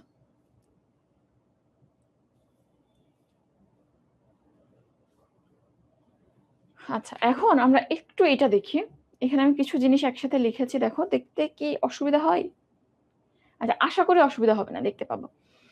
এখানে কিছু শব্দ আছে তোমাদের অনেক বিভ্রান্তি তৈরি হয়। কিরকম বিভ্রান্তি? কখন কোনটা কোথায় বসবে। যেমন few, a few, the few, few আর ফিউয়েস্ট, কোনটা কোথায় কখন বসবে। আবার little, a little, the little. তো এখানে আমি বাম সাইডে যে ওয়ার্ডগুলো লিখেছি এগুলো সবই কাউন্টেবল নাউনের ক্ষেত্রে ব্যবহৃত হয়, আর ডান পাশে যেগুলো এগুলো সবই আনকাউন্টেবল নাউনের ক্ষেত্রে ব্যবহৃত হয়। তাহলে প্রথমেই একটা জিনিস ক্লিয়ার হয়ে গেল যে few, a few, the few বা ফিউ রিলেটেড সব শব্দ প্লাস মোর ওই বসে কাউন্টেবল নাউনের ক্ষেত্রে, আর লিটল রিলেটেড সব শব্দ প্লাস মাচ কোথায় বসবে? আনকাউন্টেবলের ক্ষেত্রে। এরপরে অল্প বুঝাইতে উপরের গুলা, আর বেশি বুঝাইতে মাছ আর মোর। তাইলে এখন আবার কাউন্টেবল আনকাউন্টেবল আরেকটা ভাগ হয়ে গেল, যে অল্প বুঝাইতে কি, বেশি বুঝাইতে কি। এখন এবার আসো যে তাইলে অল্প যদি আমি এই সবগুলা দিয়ে বুঝাই, এতগুলা শব্দের কি দরকার ছিল? একটা দুইটা দিলেই তো হতো। এর কারণটা কি দেখো, তুমি যখন বলবা ফিউ তখন কিরকম বুঝাবে, বা লিটল তখন কিরকম বুঝাবে। ধরো আমি কফি খাচ্ছিলাম, তো কফি খাওয়া শেষ, কিন্তু চা বা কফি খাওয়ার পর একটু কিন্তু কাপের তলে পড়ে থাকে।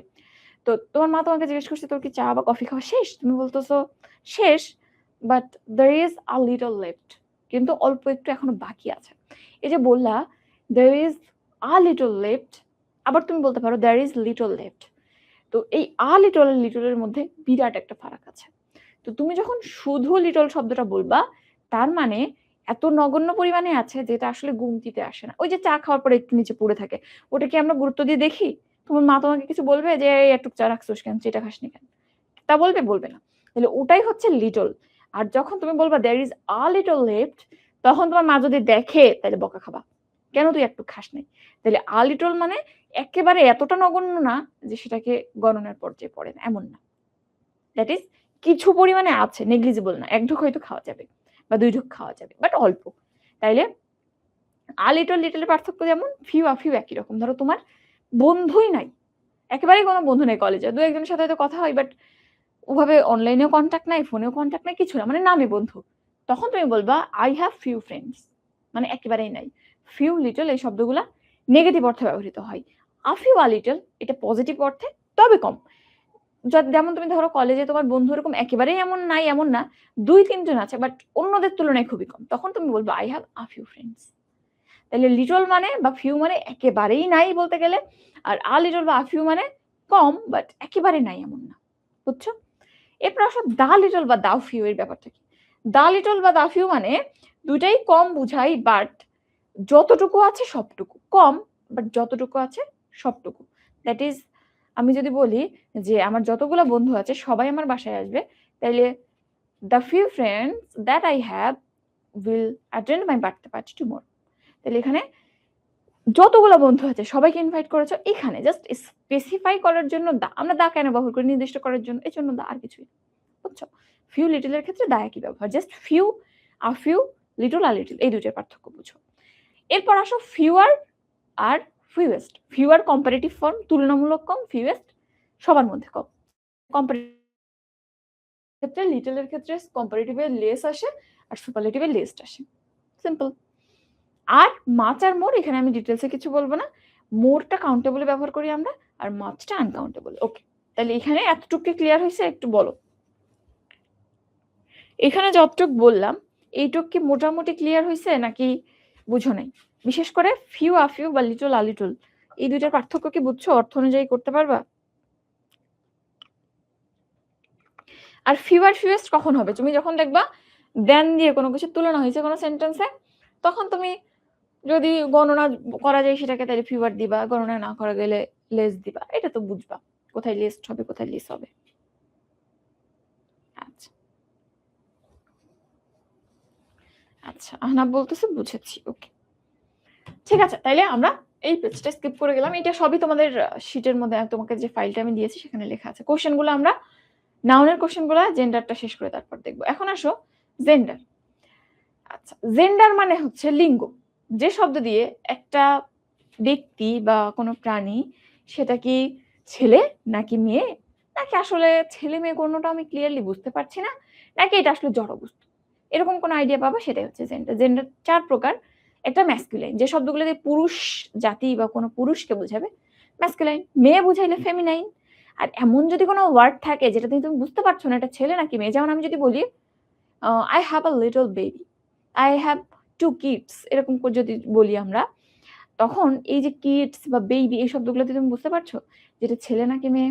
বা there are lot of children playing in the playground, এইভাবে যদি বলো, তাহলে এই যে বাচ্চা, ছেলে, মেয়ে, টিচার, টিচার বা স্টুডেন্ট, এই শব্দগুলা, এগুলো তুমি বুঝতে পারছো না ছেলে টিচার নাকি মেয়ে টিচার, ছেলে স্টুডেন্ট নাকি মেয়ে স্টুডেন্ট, বুঝতে পারছো না।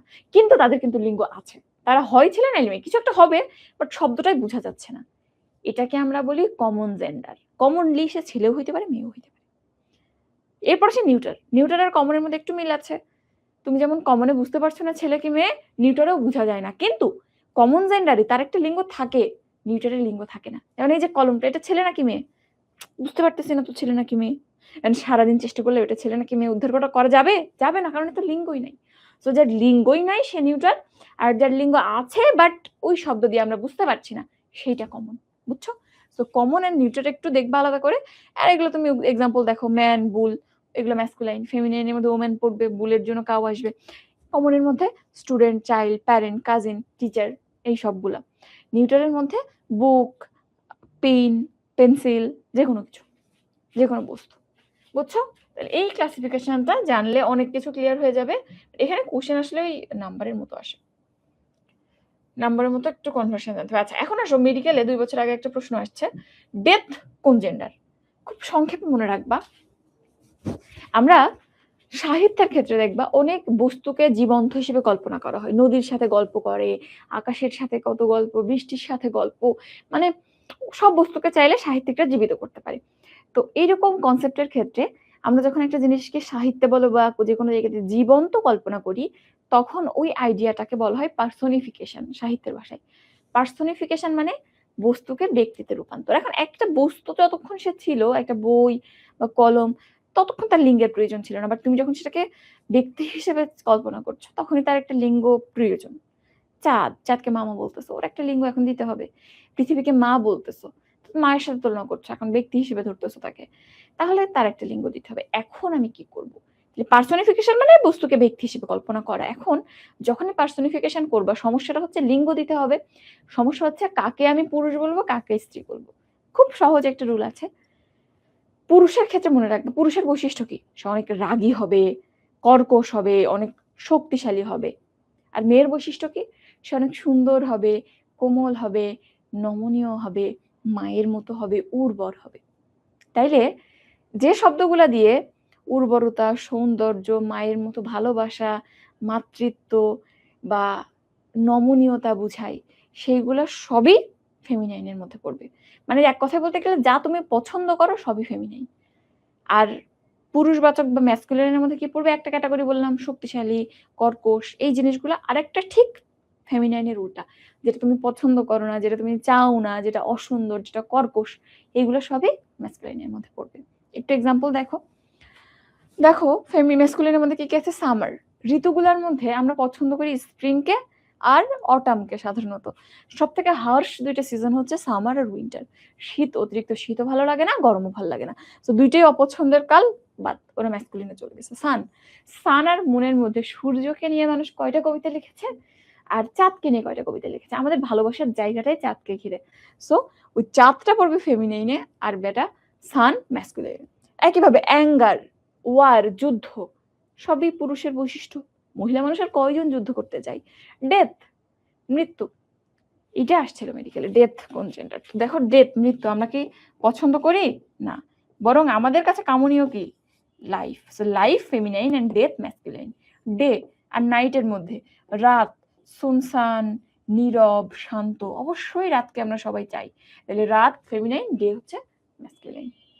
মনে থাকবে এই জিনিসগুলা। এখন তো ফেমিনাইন গুলো দেখো, তাহলে আরো ক্লিয়ার হয়ে যাবে। ফেমিনাইনের মধ্যে কি কি আছে? প্রথমে তো মুন আছে, আর্থ আছে। আর্থকে কেন আমরা ফেমিনাইন ধরি বলতো? কারণ মা যেমন তার বুকের উপর সবাইকে স্থান দেয়, সবকিছুর জন্ম দেয়, পৃথিবী এরকম সবাইকে বুকে ধারণ করে আছে, সবকিছুর জন্ম পৃথিবীর মাটি থেকেই হচ্ছে, এই জন্য আর্থ ফেমিনাইন। এবং হোপ, হোপ আশা, পজিটিভ ইঙ্গিত দিচ্ছে।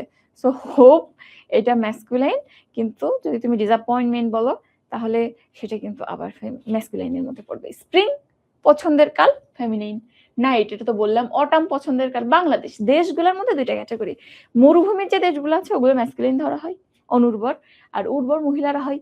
সো উর্বর যে দেশগুলো আছে, ভালো ঋতু, নেপাল, ভুটান, মায়ানমার, বাংলাদেশ, ইন্ডিয়া, এগুলো সবই ফেমিনাইনের মধ্যে পড়বে। আর সৌদি আরব, ইউনাইটেড আরব আমিরাত, যে দেশগুলা মরুভূমির দেশ, অনুর্বর, সেগুলো আবার ম্যাসকুলাইনে পড়বে, বুঝছো? সো এই জায়গাটা কিন্তু ইম্পর্টেন্ট। ওকে, এখন আসো আমরা কনভার্সন শিখবো। কনভার্সন কি জিনিস?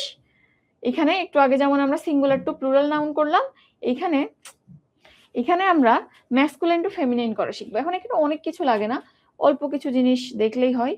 একটা চার্ট আমি তোমাকে দেখাই, মোটামুটি তোমার জন্য ঠিক আছে সেটা। আচ্ছা, আরেকটা জিনিস একটু খেয়াল করো, আমরা কোনো সিঙ্গুলার নাউনকে যখন প্লুরাল করি শেষে কি যুক্ত করি? এস বা ইএস। এস বা ইএস। আর ম্যাসকুলাইন টু ফেমিনাইন করার সময় ম্যাসকুলাইন টু ফেমিনাইন করার সময় দেখবা অনেক জায়গাতে পোয়েট থেকে পোয়েটেস হয়েছে। পার্থক্য কি? আমরা ম্যাসকুলাইন টু ফেমিনাইন করার সময় ইএস না ই ডাবল এস যুক্ত করি। তাহলে একটু খেয়াল করিও যে শব্দের শেষে ইএস আছে নাকি ই ডাবল এস আছে। E double S feminine indicate করে, আর ইএস শুধু ইএস এটা কি কাউন্ট করে? প্লুরাল কাউন্ট করে, বুঝছো?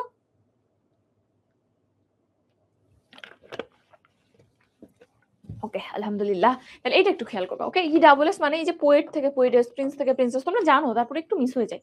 পোয়েট থেকে ধরো দুইটা অপশন আসছে, একটা পোয়েট প্লাস ইএস আর একটা poet plus E double S. E double S feminine indicate করে, আর ইএস এটা প্লুরাল নাউন ইন্ডিকেট করে। এতটুকু। এখন আসো আমরা একটা বক্স তোমাকে দিব, ওই বক্স থেকে ইনশাল্লাহ যতটুক লাগে চলে আসবে তোমাদের পরীক্ষায়।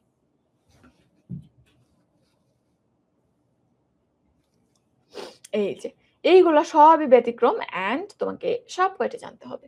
আচ্ছা, একটু বড় করে নিই, দেখো প্রথমে আছে ব্যাচেলর। ব্যাচেলর মানে অবিবাহিত পুরুষ, এর স্ত্রী কি লিঙ্গ কি? অবিবাহিত মহিলা। আমরা যদিও সবাইকে এখন ব্যাচেলর বলি, তাহলে ব্যাচেলর মিট। এরপর দেখো কোল্ট। কোল্টের ফেমিনাইন কি? ফিলি। একটু মনে রাখতে হবে, আমি ইম্পর্টেন্ট গুলো দাগিয়ে দিচ্ছি। কক, এটা খুব ইম্পর্টেন্ট। কক মানে মোরগ, হেন মানে মুরগি। ডগ, ডগ মানে কুকুর, কুকুরি বা কুত্তি হচ্ছে বিচ, এটা জানো সবাই, মেডিকেল কোশ্চেন। ড্রোন, এর ফেমিনাইন কি বা বি এর ম্যাসকুলাইন কি? ড্রোন হচ্ছে পুরুষ মৌমাছিকে ড্রোন বলে, আর স্ত্রী মৌমাছিকে বি বলে। যদিও যারা বায়োলজির স্টুডেন্ট তারা নিশ্চয়ই জানো যে আসলে মৌমাছি এরকম ক্লাসিফিকেশন হয় না, মৌমাছির ক্লাসিফিকেশন আলাদা। তারপরে ইংরেজি শেখার স্বার্থে এটা আমাদের জানতে হবে। এরপরে এইটা আসে প্রায়, হর্স বা স্টেলিয়ন। হর্স বা স্টেলিয়ন এই দুইটা পুরুষবাচক। ঘোড়া বা ঘটক, এর স্ত্রীবাচক কি? মেয়ার। তাহলে হর্স বা স্টেলিয়ন এরা হচ্ছে পুরুষবাচক ঘটক, এর স্ত্রীলিঙ্গ মেয়ার। এটা কিন্তু পরীক্ষায় অনেক আসে। আচ্ছা, এরপর আসে ল্যাড। ল্যাড হচ্ছে ল্যাস। এই দুইটা আবার তোমরা গুলিয়ে ফেলো, ল্যাড ল্যাস আর লর্ড লেডি। তাইলে ল্যাড হচ্ছে ল্যাস আর লর্ড লেডি, এই দুইটা কিন্তু গুলানো যাবে না, দুইটাই পরীক্ষাতে আসে। আচ্ছা, এরপর এই যে এটা তোমাকে বললাম, দেখো ফক্স, ভিক্সেন, বলেছি না? বলেছে কিন্তু। তাহলে এখান থেকে এইগুলা অনেক ইম্পর্টেন্ট। আর ওপাশে দেখো প্রথম যে ওয়ার্ডটা আছে, তোমরা খুলেই বলবা আপু জেন্ডারের আবার জেন্ডার পরিবর্তন কি করে হয়? ভালো করে দেখো, জেন্ডার বানান কি? GENDER। আর এটা কি? GANDER। এটা জেন্ডার না, গ্যান্ডার। এর উচ্চারণ কি? গ্যান্ডার। গ্যান্ডার মানে কি? গ্যান্ডার মানে রাজহংস। তাইলে এটা কিন্তু জেন্ডার না। আবার প্রশ্ন করিও না এখানে কেন জেন্ডার লিখছি। গ্যান্ডার। গ্যান্ডারের ফেমিনাইন কি? গুজ, রাজহংসী। গুজ তো সবাই পড়েছো, সোনার ডিম পাড়া হাঁস, গোল্ডেন গুজ, এটা তো পড়েছো। তাইলে এখানটাতে গ্যান্ডার, গুজ। বলো তো গুজের প্লুরাল নাউন কি হবে? একটু বলো দেখি যারা আছো। এটা কিন্তু ফুট, ফিট বা টুথ, টিথের মতো। গ্যান্ডার, গুজ। আর গুজের প্লুরাল হচ্ছে গিজ, GEES। যাই হোক, তাহলে এটা খেয়াল করে, এটা কিন্তু গ্যান্ডার। এরপরে স্ট্যাগ হাইন্ড, এটাও একটু জানবা, এটা একটু জানবা। Wizard, which. আর দুটো ইম্পর্টেন্ট জিনিস, ব্রাইড গ্রুম, ব্রাইড, উইডো আর উইডো। এখন এই যে ২ টা গোল করলাম, এখানে একটা ব্যাপার আছে। মেক্সিমাম জায়গাতে দেখবা যে পুরুষবাচক শব্দ থেকে স্ত্রীবাচক শব্দটা তৈরি হয়। যেমন পোয়েট থেকে পোয়েটেস হইছে। তারপরে ম্যান সার্ভেন্ট থেকে ওম্যান সার্ভেন্ট হইছে। তুমি যেকোনো জায়গাতে বলো অ্যাক্টর থেকে অ্যাক্ট্রেস হইছে। কিন্তু এই শব্দগুলো কেমন জানি? ব্রাইড থেকে ব্রাইড গ্রুম হইছে। উইডো থেকে উইডোয়ার হইছে। শেষে ইয়ার যুক্ত হয়ে। এইগুলা কেন হইল? তো এইগুলো রিভার্স শব্দ। যেগুলা স্ত্রীবাচক থেকে পুরুষবাচক শব্দের উৎপত্তি হইছে। কেন? কারণ এই যে ২ টা শব্দ দেখতেছো, বিয়ের ক্ষেত্রে bride groom and bride. Bride groom মানে বর আর ব্রাইড মানে কনে। বিয়ের মূল অ্যাট্রাকশন কি থাকে? ব্যাটাটা না বেটিটা? অবশ্যই কনে। মহিলাটাই মূল আকর্ষণে থাকে। আবার তুমি চিন্তা করো একজনের স্বামী মারা গেছে সে বিধবা, আর একজনের বউ মারা গেছে সে বিপত্নিক। আমাদের সমাজে কোনটাকে গুরুত্ব সহকারে দেখা হয় বা পরবর্তীতে কার লাইফে বেশি ইফেক্ট পড়তে পারে এই ঘটনাটার জন্য, স্বামী বা স্ত্রী মারা যাওয়ার কারণে? অবশ্যই মহিলাটার। একটা সময় তাদেরকে স্বামীর চিতায় পুড়িয়ে মারা হইতো। মানে ইভেন্টটা কতটা ইম্পোর্টেন্ট বা কতটা সিগনিফিক্যান্ট এটা বুঝতে পারছো? তো এজন্য এখানে শব্দগুলো আসলে মহিলা বা স্ত্রীবাচক শব্দটা আগে প্রচলিত ছিল। পরে যুগের তাগিদে পুংবাচক শব্দগুলো এসেছে। সো এখানে স্ত্রী থেকে পুরুষবাচক শব্দ এসেছে। অনেক সময় প্রশ্ন আসে, এটা মাস্টারে আছে দেখবা, যে নিচের কোন শব্দে স্ত্রীবাচক থেকে পুরুষবাচক জেন্ডারের উৎপত্তি হয়েছে? এই ২ টা একটু মনে রাখবা। বুঝছো? আচ্ছা।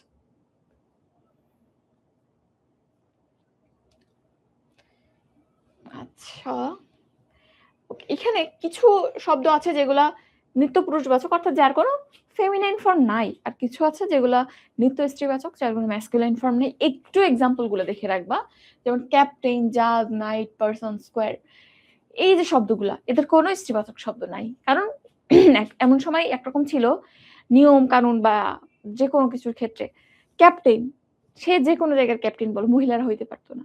জাজ, চেয়ারম্যান, মহিলারা হইতেই পারতো না। এখন হইতে পারে। তো যদিও হইতে পারে, তারপর যেহেতু অনেক কাল ধরে শুধু এর পুরুষবাচক শব্দ আছে, ওর আর স্ত্রীবাচক শব্দ তৈরি করা হয় নাই। ওই পুরুষবাচক শব্দটাই প্রয়োজন হলে মহিলারা ব্যবহার করে। মহিলা চেয়ারম্যান, শুধু চেয়ারম্যানই কিন্তু বলি, এর কোনো স্ত্রীবাচক শব্দ নেই। ক্যাপ্টেন, মহিলা ক্যাপ্টেন, জাস্ট ক্যাপ্টেন অমুক। ছেলের ক্ষেত্রেও ক্যাপ্টেন অমুক, মেয়ের ক্ষেত্রেও ক্যাপ্টেন অমুক। বুঝছো? ফেমিনাইনের ক্ষেত্রেও যদিও এই শব্দগুলো আসলে পুরুষের ক্ষেত্রে ব্যবহার করার প্রয়োজন হয় না। কারণ পুরুষ এই গুণগুলো এখনো অত ভালোভাবে অর্জন করতে পারে না। অ্যামাজন, অ্যামাজন মানে আ পুরুষকে যুদ্ধের যে মহিলা সহায়তা করে সেই মহিলা। ককেট, কপটাচারী, ফ্লার্ট, বুঝতেই পারছো ফ্লাটারার বা flirt. Nurse, shrew, siren, virgin. এখানে একটু দাগিয়ে দেই আমি। Amazon, coquette, nurse, virgin. এই কয়টা শব্দ দেখো। ভার্জিন, কখনো কোনো পুরুষকে ভার্জিন বলতে শুনেছো? হয় না। নার্স, যদিও অনেক পুরুষ নার্স আছে এখন বাংলাদেশে, ঢাকা মেডিকেলেও অনেক আছে, তারপরও আমরা তাদেরকে নার্স বলেই ডাকি। ওই যে যুগের পরিবর্তনে এর আর বাংলা শব্দ বা কি বলবো স্ত্রীবাচক শব্দ আসে নাই। তাহলে একটু আমরা কয়েকটা জিনিস মনে রাখবো। এখানে সবগুলা দেখবা। আর এখান থেকেই ৪ টা। ওকে, গেল। আর কিছু ওয়ার্ড আছে যেগুলোকে আমরা হর হামেশা কমন নাউন হিসেবে স্ত্রী পুরুষ সবাইকে বুঝাইতে ব্যবহার করি। যেমন টিচার, স্টুডেন্ট, ডক্টর, পোয়েট। এগুলো আমরা কমনলি এখন ব্যবহার করি। ডক্টর, আমরা কিন্তু ছেলে হোক মেয়ে হোক সবাইকে ডক্টরই বলি। আচ্ছা। আরেকটা জিনিস একটু দেখো, আমি তোমাকে যদিও বললাম চিলড্রেন, বেবি এরা কমন নাউন, কিন্তু আরো যদি স্পেসিফিক করে বলা হয় এরা আসলে নিউটারের মধ্যে পড়ে। তো ৩ টা কথা। একটা হচ্ছে ছোট বাচ্চা বা শিশু, ইতর প্রাণী এবং বস্তু। ৩ টা জিনিস। শিশু, ইতর প্রাণী এবং বস্তু নিউটার জেন্ডারে পড়ে। নিউটারে বস্তু তো পড়বেই, এর বাইরে ২ টা জিনিস অ্যাড হচ্ছে। ছোট বাচ্চা যার লিঙ্গ জানা আমার জন্য এখনো এত ইম্পর্টেন্ট না, এবং আরেকটা জিনিস হচ্ছে কি ইতর প্রাণী। কুকুর, বিড়াল, যদিও ওদের লিঙ্গ আছে, তারপর আমার জন্য জানা নট দ্যাট মাচ সিগনিফিক্যান্ট। এইজন্য এই ২ টা গ্রুপকেও আমরা নিউটারে ফেলতেছি। একটু মনে রাখিও। এইজন্য এদের পরিবর্তে যখন প্রোনাউন বসাবা তখন কিন্তু হি বা শি বসে না, ইট বসে। কুকুরের পরিবর্তে ইট বসে, বিড়ালের পরিবর্তে ইট বসে, বাচ্চার পরিবর্তে ইট বসে। গেল। তাইলে মোটামুটি জেন্ডার এই পর্যন্ত। আমরা আসো একটু কোশ্চেন সলভ করি।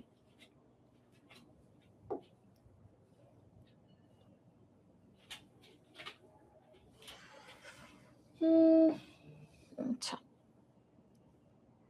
কোশ্চেনের ক্ষেত্রে আমরা প্রথমেই আসি। দেখো মেডিকেল ডেন্টালের কিছু কোশ্চেন আছে। What type of noun is class? Class কোন নাউন বল? এটা ডেন্টাল 18-19 এর প্রশ্ন। সো ক্লাস বলতে আমি যদি এখন বলি, বলো তো আমার ক্লাসে এখন কয়জন আছে? 57 জন আছে। অলমোস্ট। তো এই যে ৫৭ জন বা এখানে সবকিছু মিলে আর হয়তো কিছু বেশি আছে। তো এই সবাইকে আমি একটা শব্দ দিয়ে বুঝেছি ক্লাস। এই ক্লাসে কয়জন আছে? তোমরা কয়জন এবং আমি। সবাইকে মিলেই কিন্তু একটা ক্লাস এবং একটা শব্দ দিয়ে অনেককে একসাথে বোঝাচ্ছি। তাহলে এটা কি হবে? Class, group, committee, collective noun. তাহলে এইটা অবশ্যই কালেক্টিভ নাউন হবে। ওকে? এরপর আসো what kind of noun is girl? আমি তোমাকে একটু আগেই বললাম। গার্ল, বয় একটা শব্দ দিয়ে অনেককে বোঝানো যায়। তাইলে এগুলো কিসের মধ্যে পড়বে? কমন এর মধ্যে পড়বে। তাহলে এটা common noun. What kind of noun is cattle? Cattle তো আমরা আলাদা করে পড়েছি। ক্যাটল, হার্ড, আর্মি, নেভি এই যে শব্দগুলা এরা সবই কিসের মধ্যে পড়বে? কালেক্টিভ এর মধ্যে পড়বে। সো আনসার হচ্ছে সি। এখানে সব ব্যাখ্যা লেখা আছে। দেখো বইয়ের মধ্যে প্রত্যেকটা প্রশ্নের ব্যাখ্যা এভাবে লেখা আছে এবং সাজানো আছে। আচ্ছা এরপর দেখো এই একটা question dash is not the only thing that tourist want to see. তোমরা যদি না জানো এই কোশ্চেনটা আনসার করতে পারবা না। এইটার উত্তর কি হবে? সিনারি, সিনারিস, দা সিনারিস নাকি সিনারি? বলো এটার উত্তর কি হবে? বলতে পারবা? কি বলেছিলাম? সিনারি যা দেখতেছো সবই সিনারি এবং এটা আনকাউন্টেবল নাউন। সো এ বা এন কখনো ব্যবহার করা যাবে না, প্লুরালও করা যাবে না। তাহলে প্রথমটা কেন ভুল? এ ব্যবহার করেছো। দ্বিতীয়টা প্লুরাল করেছো বলে ভুল। তৃতীয়টায় দাও দিছো আবার ইয়েসও দিছো, ভুল। তাহলে এখানে আনসার হচ্ছে কেবলমাত্র ডি, সিনারি। ওকে? তাহলে এখান থেকে এই ধরনের প্রশ্ন আসে। এরপর তুমি যদি নাউনের ক্ষেত্রে আরো একটু স্পেসিফিক জিনিস দেখো, এখানে বইয়ের কিছু জিনিস আছে। এই যে দেখো, choose the word which never has a plural form. এখানে কোন শব্দের কোনো প্লুরাল ফর্ম নাই? ম্যাথ ২৩-২৪ প্রশ্ন কোনটার নাই? কি বলেছিলাম? একটা কথাই বলছিলাম যে আনকাউন্টেবল এর কোনো প্লুরাল ফর্ম নাই এবং আনকাউন্টেবল এর মধ্যে কি কি আছে তাও দেখিয়েছি। Information, women, inventor, mouse. একমাত্র ইনফরমেশন শব্দটা এখানে আনকাউন্টেবল। সো এইটার কোনো প্লুরাল ফর্ম নেই। ভুল হবে। এখানে ব্যাখ্যাও দেখো লেখা আছে ইনফরমেশন হচ্ছে আনকাউন্টেবল নাউন, আনকাউন্টেবল নাউনের কোনো প্লুরাল ফর্ম হয় না। এর থেকে ভালো ব্যাখ্যা লাগবে? সবকিছু আমার এই বইটার মধ্যে আছে এবং মজার ব্যাপার এই বইটা এবার আমরা সবার কাছে বিক্রি করতেছি মাত্র ৪৯৯ টাকায় আমাদের ওয়েবসাইট থেকে কেনা যাবে। আচ্ছা এরপরে এটা দেখো which of the following word is in singular form. কোনটা সিঙ্গুলারে আছে? অ্যাজেন্ডা, ও আম থেকে আসছে, অ্যাজেন্ডা আম থেকে আসছে। তাহলে এটা আম হয়ে গেছে, দ্যাট ইজ এটা প্লুরাল হয়ে গেছে। ওসেস কি ছিল? ওসিস ছিল, তাহলে ওটাও প্লুরাল। ফর্মুলি, ফর্মুলা, ফর্মুলা হচ্ছে সিঙ্গুলার, এটা তোমাদের আসে নাই। এটা সিঙ্গুলার হচ্ছে ফর্মুলা। কিছু শব্দের শেষে শুধুমাত্র ই যুক্ত করে প্লুরাল করা যায়, যেমন এটা ফর্মুলা জাস্ট একটা ই যুক্ত করে ফর্মুলি প্লুরাল হয়ে গেছে। রেডিয়াস বলেছিলাম না, শেষে আস থাকলে সেটা কিন্তু সিঙ্গুলার। এখন এইটা কেন পরীক্ষাতে দিয়েছে? কারণ তুমি এস দেখলেই ভাবা আরে এটা তো আগে থেকেই প্লুরাল, সো ভুল হবে। সো রেডিয়াস, অ্যালুমনাস বা সিলেবাস এগুলা আগে থেকেই সিঙ্গুলার, আগে থেকেই এস আছে। প্লুরাল হইলে এসটা সরে যায় বরং আই হবে, বুঝছো? তাহলে এটা দেখছো, এখানে দেখো এক্সপ্লানেশনে কত কি লেখা আছে, প্রত্যেকটা এক্সাম্পল দেয়া আছে যে কোনটা কি হবে আসলে। আচ্ছা এরপর আমরা একটু জেন্ডারের দিয়ে একটা কোশ্চেন দেখি, জেন্ডারে কেমন কোশ্চেন হয়। বইতে কিন্তু সবই গুছানো আছে, দেখছো? ওই আরো কিছু দেখো এক্সট্রা রুল টুল আছে। আচ্ছা এই যে দেখো ম্যাট ২০-২১ এর প্রশ্ন, masculine gender for B. B এর ম্যাসকুলিন কি পড়েছিলাম? ড্রোন। তাইলে এখানে আনসার কি হবে? ড্রোন, ডি হবে। আচ্ছা মেয়ারের ক্ষেত্রে আমি তোমাকে দুইটা শব্দ শিখিয়েছিলাম, স্টেলেন আর হর্স, দুইটারই ফেমিনিন হচ্ছে মেয়ার। সো এখানে স্টেলেন হবে, আর তো নাই অন্য কিছু। হর্স বা স্টেলেন এটা হচ্ছে ম্যাসকুলিন ফর্ম। এরপরে which of the following is in masculine মেয়ার, এটা তো একটু আগেই দেখলাম ঘটকি। ল্যাড, এটা কোথায় পড়েছিলাম? ল্যাড, ল্যাস। তাইলে এটা ম্যাসকুলিন হচ্ছে, বাকিগুলো তারপরে একটু দেখি। পিলো মানে কি? বালিশ, এটা বস্তু, তো নিউট্রাল, তাইলে এটা যাচ্ছে না। পনি মানে টাট্টু ঘোড়া, তাইলে ওইটাও ফেমিনিন। তাহলে একমাত্র ল্যাডটা এখানটাতে ম্যাসকুলিন, বুঝছো? তাহলে এই টাইপের প্রশ্নই তোমার পরীক্ষাতে আসবে। ওকে এখন আসো আবার আমরা একটু ব্যাক করি। তাইলে নাউন, নাম্বার, জেন্ডার আমাদের শেষ। এখন আমরা কি পড়বো? এখন আমরা পড়বো প্রোনাউন। প্রোনাউন থেকে আমি জাস্ট তোমাকে একটা পেজ পড়াবো, এখান থেকে এত বেশি তোমার কিছুই লাগবে না, একটা পেজ অনলি। সেটা হচ্ছে প্রোনাউনের ক্লাসিফিকেশন। এখানে ম্যাথ থেকে কটা প্রশ্ন আসছে বলতো? একবার আসছে এনিবডি, এটা কোন প্রোনাউন? আবার আসছে এনি কোন প্রোনাউন? আবার আসছে দিস কোন প্রোনাউন? আবার আসছে দ্যাট কোন প্রোনাউন? তাইলে এই কয়েকটা জিনিস ঘুরে ফিরে পরীক্ষাতে অনেক আসে। সো এত ক্লাসিফিকেশন, এত কিছু যদি মনে নাও রাখতে পারো, আমি কয়েকটা জিনিস বলি। ডেমনস্ট্রেটিভ প্রোনাউনের এক্সাম্পল মনে রাখতে হবে। তারপর ইনডেফিনাইট প্রোনাউনের এক্সাম্পল মনে রাখতে হবে। একটু পারলে রেসিপ্রোকাল প্রোনাউনের এক্সাম্পল মনে রাখতে হবে। এটাও একটু রাখবা। ওকে? আর বাকিগুলো রিলেট করে মনে রাখা যাবে। এখন প্রোনাউনের অনেক ভাগ আছে, তার মধ্যে আমরা এখানে কিছু জিনিস দেখব। একটু বলে যাই তারপরও। প্রথমে পার্সোনাল প্রোনাউন। কোনো ব্যক্তির পরিবর্তে যে প্রোনাউন বসে সেটাই personal pronoun. I, you, me, he, she সবকিছু। ডেমনস্ট্রেটিভ প্রোনাউন অনেক আসে পরীক্ষাতে। ডি কত নম্বর লেটার? 4 নম্বর। মনে রাখবে ডি 4 নম্বর লেটার, ডেমনস্ট্রেটিভও 4টা আছে। ডেমনস্ট্রেটিভ প্রোনাউন অনেক থাকতে পারে, বাট বেসিক ডেমনস্ট্রেটিভ প্রোনাউন 4টা। এটা ওইটা এগুলা ওইগুলা। This, that, this, those. This, that, this, those. এই কয়টা হচ্ছে এখানে ডেমনস্ট্রেটিভ প্রোনাউন। 4টাই মনে থাকবে না? টি দিয়ে 4টা মনে রাখবা। তাহলে ডেমনস্ট্রেটিভ প্রোনাউনের এক্সাম্পল এইবার পরীক্ষাতে চলে আসতে পারে আবার। ওকে, এরপর দেখো ইনডেফিনাইট প্রোনাউন। ইনডেফিনাইট প্রোনাউন মানে অনির্দিষ্ট প্রোনাউন, যে শব্দ দিয়ে নির্দিষ্ট করে কিছু বোঝা যায় না। যেমন somebody has done it, কেউ একজন এটা করছে, কে বুঝতে পারছো না? এরপর তুমি বলো আরেকটা ধরো বললা এনিবডি মানে যে কেউ, তাহলে যে কেউ স্পেসিফিক করে বলছো না, তাহলে অনির্দিষ্ট। ইনডেফিনাইট শব্দটার অর্থই তো অনির্দিষ্ট। আবার এনি একই কথা, এনি মানে যে কোনো একজন। আর নোবডি নান মানে আরো অনির্দিষ্ট, কেউই না মানে আরো অনির্দিষ্ট, ফাঁকা সেট। তাইলে নোবডি বা নান একটা গেল কিছুই না, আর একটা কেউ একজন বা কোনো একজন, সামবডি, এনিবডি, এনিওয়ান, এই সবগুলাকে আমরা ইনডেফিনিট প্রোনাউনের ক্যাটাগরিতে ফেলবো। ঠিক আছে? এরপর হচ্ছে রিফ্লেক্সিভ বা এমফ্যাটিক প্রোনাউন। রিফ্লেক্সিভ বা এমফ্যাটিক জিনিসটাকে জাস্ট এতটুকু মনে রাখো, কোনো প্রোনাউনের শেষে সেলফ থাকলে সেটাই রিফ্লেক্সিভ বা এমফ্যাটিক প্রোনাউন। দুইটার মধ্যে পার্থক্য আছে, পরে শিখবো, আজকে টাইম নেই। তাইলে সেলফ থাকলেই রিফ্লেক্সিভ বা এমফ্যাটিক প্রোনাউন। এরপর ডিস্ট্রিবিউটিভ প্রোনাউন। আমরা কিছু রুল পড়েছি না, যেগুলো দিয়ে সবাইকে বুঝাই বাট সিঙ্গুলার ভাবে এক একজনকে বুঝাই। সবাই বাট একজন, এটা কেমন ব্যাপার? যেমন আমি যদি বলি এভরিওয়ান ইজ প্রেজেন্ট, প্রত্যেকে উপস্থিত, মানে সবাই আছে, কিন্তু এভরিওয়ান দিয়ে আমি প্রত্যেক আলাদা আলাদা করে মেনশন করতেছি। আমি যখন মেনশন দেই এভরিওয়ান, তখন কিন্তু মেনশনটা আলাদা আলাদা করে সবার কাছে চলে যায়, কিন্তু সবার কাছে চলে যায়, একজনের কাছেও কিন্তু সবার কাছেও। অদ্ভুত একটা কনসেপ্ট। এই অদ্ভুত কনসেপ্টটাই আসলে distributive pronoun. Either, neither, each, every. Each আর এভরি দুইয়ের অধিক হইলে সেক্ষেত্রে ব্যবহার করি, আর ইদার নিদার দুইজনের ক্ষেত্রে ব্যবহার করি। দুইজনের কেউ না হলে নিদার, দুইজনের যে কোনো একজন হলে ইদার। বুঝছো? আচ্ছা, রেসিপ্রোকাল মানে পারস্পরিক। রেসিপ্রোকাল শব্দের অর্থ পারস্পরিক, একে অপরকে বা পরস্পরকে অর্থ দেয়। ইচ আদার বা ওয়ান অ্যানাদার। ইচ আদার ব্যবহৃত হয় যখন তুমি দুইজনকে বলতেছো যে দুইজন পরস্পরকে সাহায্য করে কাজ করে। যেমন the two brothers work helping each other. কিন্তু তুমি যখন থ্রি ব্রাদার্স বা a lot of people are working helping one another, তাইলে এখানে ইচ আদার দুইজনের ক্ষেত্রে ব্যবহৃত হয়, আর অন অ্যানাদার দুইয়ের অধিকের ক্ষেত্রে ব্যবহৃত হয়। এতটুকু মনে রাখা। পজিটিভটা তুমি জানো। বাকি থাকলো ইন্টারোগেটিভ আর রিলেটিভ। ইন্টারোগেটিভ প্রোনাউনকে WH যে কোনো শব্দ যদি কোনো ইন্টারোগেটিভ সেন্টেন্সের শুরুতে ব্যবহৃত হয়, সেটাই হচ্ছে ইন্টারোগেটিভ প্রোনাউন আর কি। যেমন who are you, what is it, which book do you want. এই যে ফরম্যাটগুলো দেখতেছো, এইগুলো সবই ইন্টারোগেটিভ প্রোনাউন আছে। একটু মাইক্রোফোনটা চেঞ্জ করি, চার্জ নাই।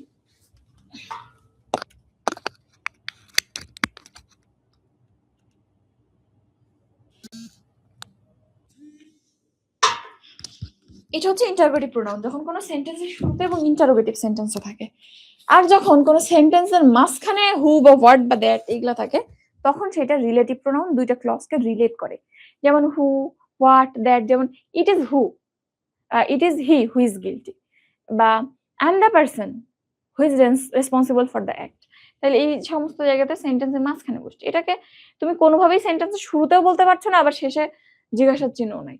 সো এটা ইন্টারোগেটিভ হচ্ছে না। ইন্টারোগেটিভ দুইটা শর্ত, শেষে জিজ্ঞাসার চিহ্ন থাকবে, দ্যাট ইজ সেন্টেন্সটা ইন্টারোগেটিভ হবে, এবং সেই ওয়ার্ডটা সেন্টেন্সের শুরুতে থাকবে। বুঝছো?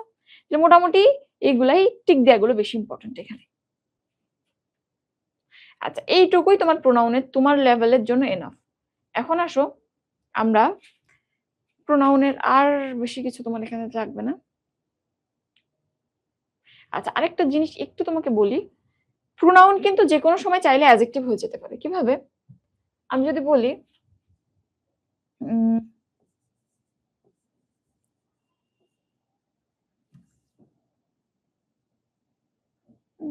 কি বলা যায়, ধরো দিস পেন ইজ মাইন, এই কলমটা আমার। আবার বলতেছো দিস ইজ মাইন, দুইটাই কিন্তু দিস, কিন্তু একটা প্রোনাউন একটা অ্যাডজেক্টিভ। কিভাবে মনে রাখবো, যখন কোনো প্রোনাউন কোনো নাউনের সাথে লেগে নাউনের সাথে ব্যবহৃত হয় এবং ওই নাউনকে মডিফাই করে, তখন সেটা প্রোনাউন থাকে না, অ্যাডজেক্টিভ হয়ে যায়। যেমন এখানে দিস পেন, এই দিস দিয়ে আমরা বলি কি প্রোনাউন নাউনের পরিবর্তে ব্যবহৃত হয়। এই দিস কি কারো পরিবর্তে ব্যবহৃত হয়েছে না, পেন পেনকে বোঝাচ্ছে দিস দিয়ে, কিন্তু পেন তো এখানে আছে, আসলে পেনের পরিবর্তে না, পেনকে সাপোর্ট দেওয়ার জন্য পেনের পাশে বসছে। তাহলে এটা বস্তুত পেনকে মডিফাই করছে।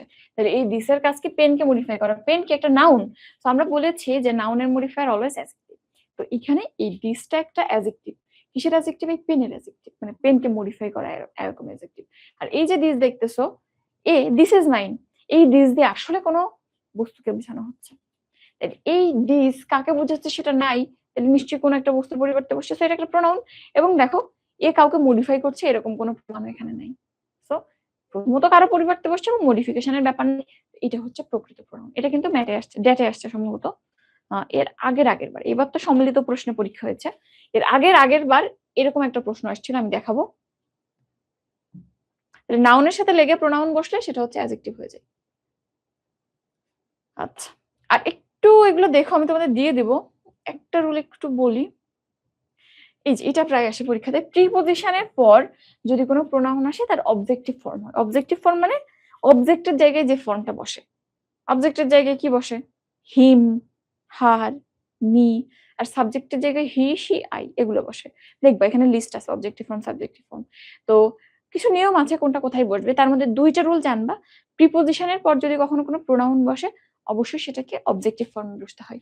যেমন there is no difference between, এটা একটা প্রিপজিশন, এরপরে ইউ আছে আর মি আছে, তাহলে অবশ্যই দুইটা অবজেক্টিভ ফর্মে বসে। ইউ এন্ড আই কিন্তু হবে না, you objective form, me objective form, দুইটাই অবজেক্টিভ ফর্মে হবে। একটা রুল, আরো রুল আছে একটু দেখতে পারো, বাট আসে এই দুইটা। আরেকটা হচ্ছে তুলনার ক্ষেত্রে অ্যাজ বা দ্যানের ক্ষেত্রে অনেকবার আসছে পরীক্ষাতে। তুলনার ক্ষেত্রে অ্যাজ বা দ্যানের পরে অলওয়েজ আমরা সাবজেক্টিভ ফর্ম বসাই। যেমন আমার এইটার অর্থে আসলে ঝামেলা লাগতো এক সময়, Anika is taller than me নাকি দ্যান আই। দ্যান মি বললে অর্থটা একটু ভালো লাগে না, হবে না। কারণ রুলই হচ্ছে তুলনার ক্ষেত্রে কম্পারেটিভ সেন্টেন্সে তুমি বা পজিটিভ সেন্টেন্সে অ্যাজ বা দ্যান ব্যবহার করলে তারপর তুমি subjective form that is he, she, I, you, they এইগুলো ব্যবহার করতে বাধ্য। এই দুইটা রুল মিনিমাম দেখে রাখবা।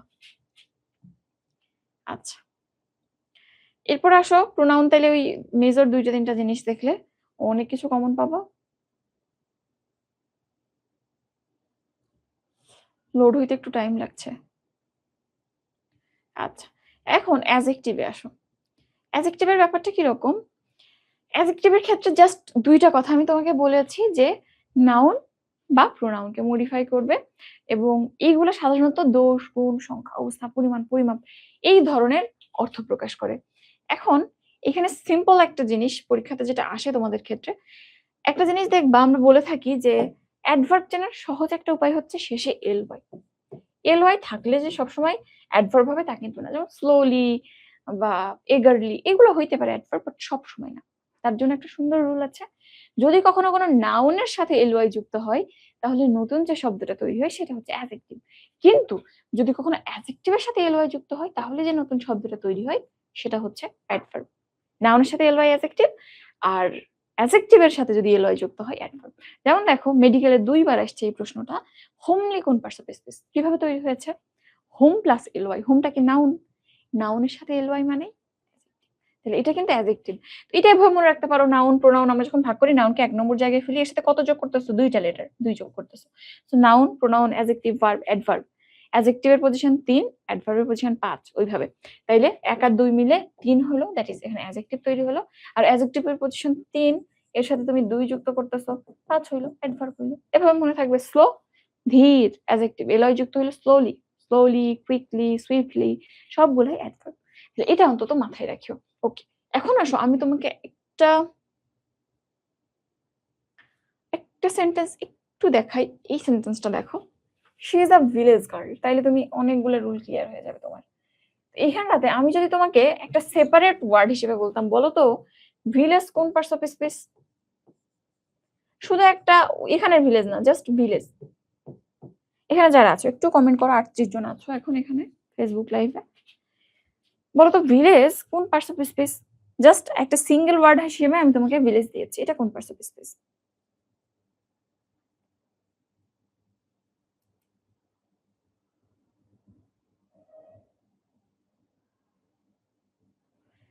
আচ্ছা বলতেছো ম্যাথে মারা খাইছি, এটা কোনো কথা? ম্যাথে কোশ্চেন ভুল হয়েছে আবার? কেন ভাই এত কোশ্চেন কেন ভুল হয়? আল্লাহর দুনিয়ায় এত মানুষ আছে, পারলে তো আমারে যদি বলতো যে তুই একটু কোশ্চেনটা রিভিশন দিয়ে দে, তাও তো আমি রিভিশন দিতাম, তাও আমারে দিল না, বুঝছো? অ্যাডলফ খান কি কমন সেন্ডার? হ্যাঁ আসলেও কমন সেন্ডার, কারণ ওরা দেখে বোঝা যায় না ছেলে কিনা মেয়ে, কিন্তু হয়তো আমরা চেষ্টা করলে ছেলে না মেয়ে জানা যাবে।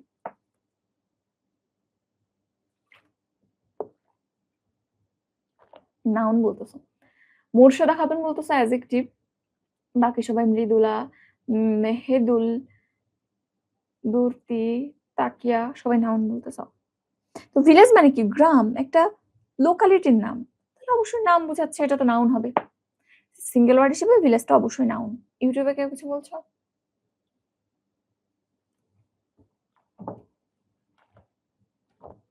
আসলে এবার এইচএস এর কোশ্চেনের যে প্যাটার্ন ভাই, দেখ দুনোভা বলতেছে ভার্ব, এটা কোনো কথা? ভিলেজ ভার্ব হইলো কোন দিক দিয়ে? কমেন্ট, এই যে এখন দেখলাম কমেন্ট, এখন দেখে ফেললাম। আসলে আমি আমার এই মনিটরটা অনেক দূরে, আমার খালি চোখে আমি এত দূর দেখতে পারি না ইউটিউবের কমেন্ট। আচ্ছা দেখ হা হা দিতেছে আর একজন। আচ্ছা আসো এখন তাইলে আমরা ক্লিয়ার করি ভিলেজ কেন কি। তো এমনিতে সিঙ্গেল ওয়ার্ড হিসেবে ভিলেজ হচ্ছে নাউন, এতে কোনো সন্দেহ নাই। কিন্তু এই যে এই জায়গাটায় দেখো, she is a village girl, এই যে বলতেছে আ ভিলেজ গার্ল, এই ক্ষেত্রে এই ভিলেজটা কি কাজ করতেছে? আমি নর্মালি বলি শি ইজ আ গার্ল, সে একটা মেয়ে। ওকে কমপ্লিট একটা সেন্টেন্স। তুমি বলছো এবার she is a village girl, শুধু গার্ল না, ভিলেজ গার্ল, গ্রামের মেয়ে। তখন ওই মেয়ের সম্পর্কে কিন্তু আমরা আরেকটু আইডিয়া পেলাম। ওকে একটা মেয়ের কথা চিন্তা আসছিল, এখন গ্রামের মেয়ে, তাইলে গ্রামের পথ দিয়ে হাঁটতেছে, গ্রামে থাকে, এরকম একটা আইডিয়া আসছে। যে এক্সট্রা আইডিয়া, এটাই মডিফিকেশন। তাহলে এই ভিলেজ শব্দটা মডিফিকেশন কার করলো? গার্ল, মেয়েটার। মেয়ে গার্ল কি এর একটা নাউন, তাহলে অবশ্যই ভিলেজ শব্দটা গার্লকে মডিফাই করেছে, এই জন্য এটা এখন অ্যাডজেক্টিভ হয়ে গেছে, বুঝছো? ওকে, আমার ইউটিউবে বলো বা ফেসবুকে বলো এডিপি রুল, এখানে আমরা পার্টস অফ স্পিচ আইডেন্টিফিকেশনের এডিপি রুল বলে সার্চ করো, 3-4 মিনিট বা 5 মিনিটের ভিডিও আছে, একটু দেখে নিও, তাহলে এই রুলটা একেবারে ক্লিয়ার হয়ে যাবে। আপাতত এতটুকু জানো যে নাউনকে যেই মডিফাই করবে সেই অ্যাডজেক্টিভ। যেমন এখানে this is my book shelf, এই বুকটাও কিন্তু অ্যাডজেক্টিভ। কিভাবে? এটা আমার শেলফ, কিসের শেলফ? বইয়ের শেলফ। অনেক কিছু শেলফ হইতে পারে, অনেক কিছু তাক হইতে পারে। তো এই বই দিয়ে শেলফটার মডিফিকেশন হচ্ছে কি ধরনের শেলফ, তাহলে এই বুকটাও এখানে অ্যাডজেক্টিভ। এবং একটা কথা মাথায় রাখবা, আমরা নাম্বার এবং জেন্ডার কই পড়ছি? নাউনের সেগমেন্টে। তো নাম্বার বাচকতা কেবলমাত্র নাউন এবং প্রোনাউনের হয়, জেন্ডার বাচকতাও একই, নাউন এবং প্রোনাউনের হয়। তো এইখানটাতে তুমি যদি বলো বুকটা বুকস, ভিলেজটা ভিলেজেস গার্ল, হবে না। কেন হবে না বলো? কারণ এইটা একটা অ্যাডজেক্টিভ, অ্যাডজেক্টিভকে তুমি কখনো প্লুরাল করতে পারবে না। যদিও দেখতে নাউনের মতো, বাট যখনই অ্যাডজেক্টিভের মতো কাজ করছে তখনই তার ফাংশন চেঞ্জ হয়ে যাচ্ছে, এবং তুমি নাউন প্রোনাউন ছাড়া অন্য কাউরেরই এস বাই এর যুক্ত করতে পারবে না, প্লুরাল করতে পারবে না। আচ্ছা, এখানে কিছু জিনিস আছে নট দ্যাট মাচ ইম্পর্টেন্ট। আচ্ছা, এখানে একই কথা, আমি তোমাকে প্রোনাউনের ক্যাটাগরিতে যেগুলো পড়াইছিলাম এখানে দেখো অ্যাডজেক্টিভে আসছে। ডেমনস্ট্রেটিভ প্রোনাউন পড়িয়েছিলাম, ওটা ডেমনস্ট্রেটিভ অ্যাডজেক্টিভে আসছে। আই ওয়ান্ট দ্যাট বুক, কোন বই? ওই বই, বইকে স্পেসিফাই করছে এই দ্যাট শব্দটা। শুধু যদি এর পর্যন্ত থাকতো, বুক নাই ধরো, I want that, I want that, ওই জিনিসটা আমি চাই, ওই দ্যাটটা কিন্তু তখন প্রোনাউন হইতো। তাইলে যখনই কোন একটা প্রোনাউন নাউনের সাথে লেগে বসে নাউনকে মডিফাই করে, ওটা অ্যাডজেক্টিভ হয়ে যায়, আর প্রোনাউন থাকে না। একই কথা ডিস্ট্রিবিউটিভের ক্ষেত্রে, এভরিওয়ান ইজ প্রেজেন্ট বা এভরিওয়ান ইজ পটেনশিয়াল যদি বলতা, তখন এভরিটা প্রোনাউন হইতো। But every student is potential, every man is potential, তখন ওই ম্যান বা স্টুডেন্টকে এভরি মডিফাই করছে, সো এটা অ্যাডজেক্টিভ হয়ে যাচ্ছে। এইখান থেকেও কিন্তু কমনলি প্রশ্ন আসে। আচ্ছা, পজিটিভ অ্যাডজেক্টিভ একই কথা, একই কথা, interrogative adjective. What do you want আর which book do you want. What interrogative pronoun, কিন্তু হুইচ বুক, এই হুইচটা বুককে মডিফাই করছে, সো এটা অ্যাডজেক্টিভ হয়ে যাচ্ছে। আচ্ছা, এরপরে উম এটা চাইলে একটু দেখা যায়। emphasizing adjectiveটা একটু দেখো। emphasizing adjective মানে emphasize শব্দের অর্থ জোর প্রদান করা। তো আ যেকোনো ক্ষেত্রে কোনো adjective দিয়ে যদি কোনো অলরেডি ডেসক্রাইবড কোনো ওয়ার্ডকে বেশি জোর প্রদান করে বলা হয়, সেটা হচ্ছে emphasizing বা জোর প্রদানকারী adjective। মানে এটা অতিরিক্ত একটা adjective। যেমন তুমি যদি বলো মর্নিং বা সলিউশন, তো মর্নিং এমনিতেই ব্রাইট হয়। এমনিতেই মর্নিং সকাল সুন্দর হয়। বা জেন্টলম্যান, ভদ্রলোক মানেই ভদ্রলোক।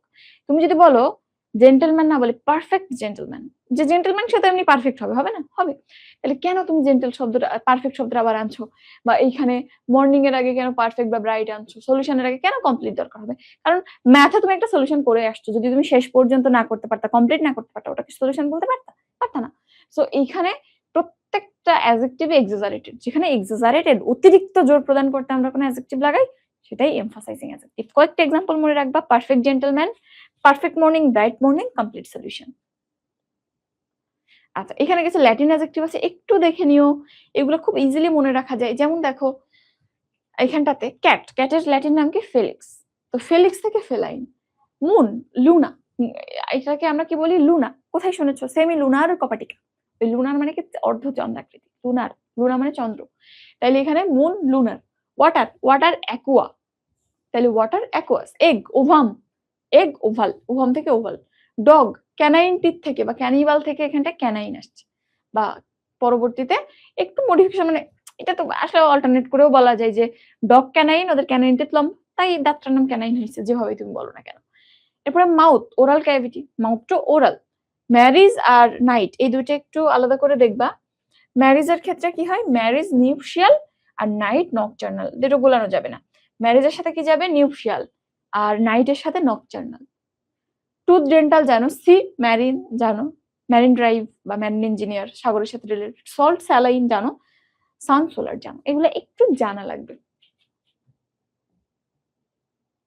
আচ্ছা, এখন আসো এনাফ। এনাফ থেকে প্রশ্ন আসে। এনাফ কিন্তু at the same time adjective adverb দুই ভাবেই ব্যবহৃত হয়।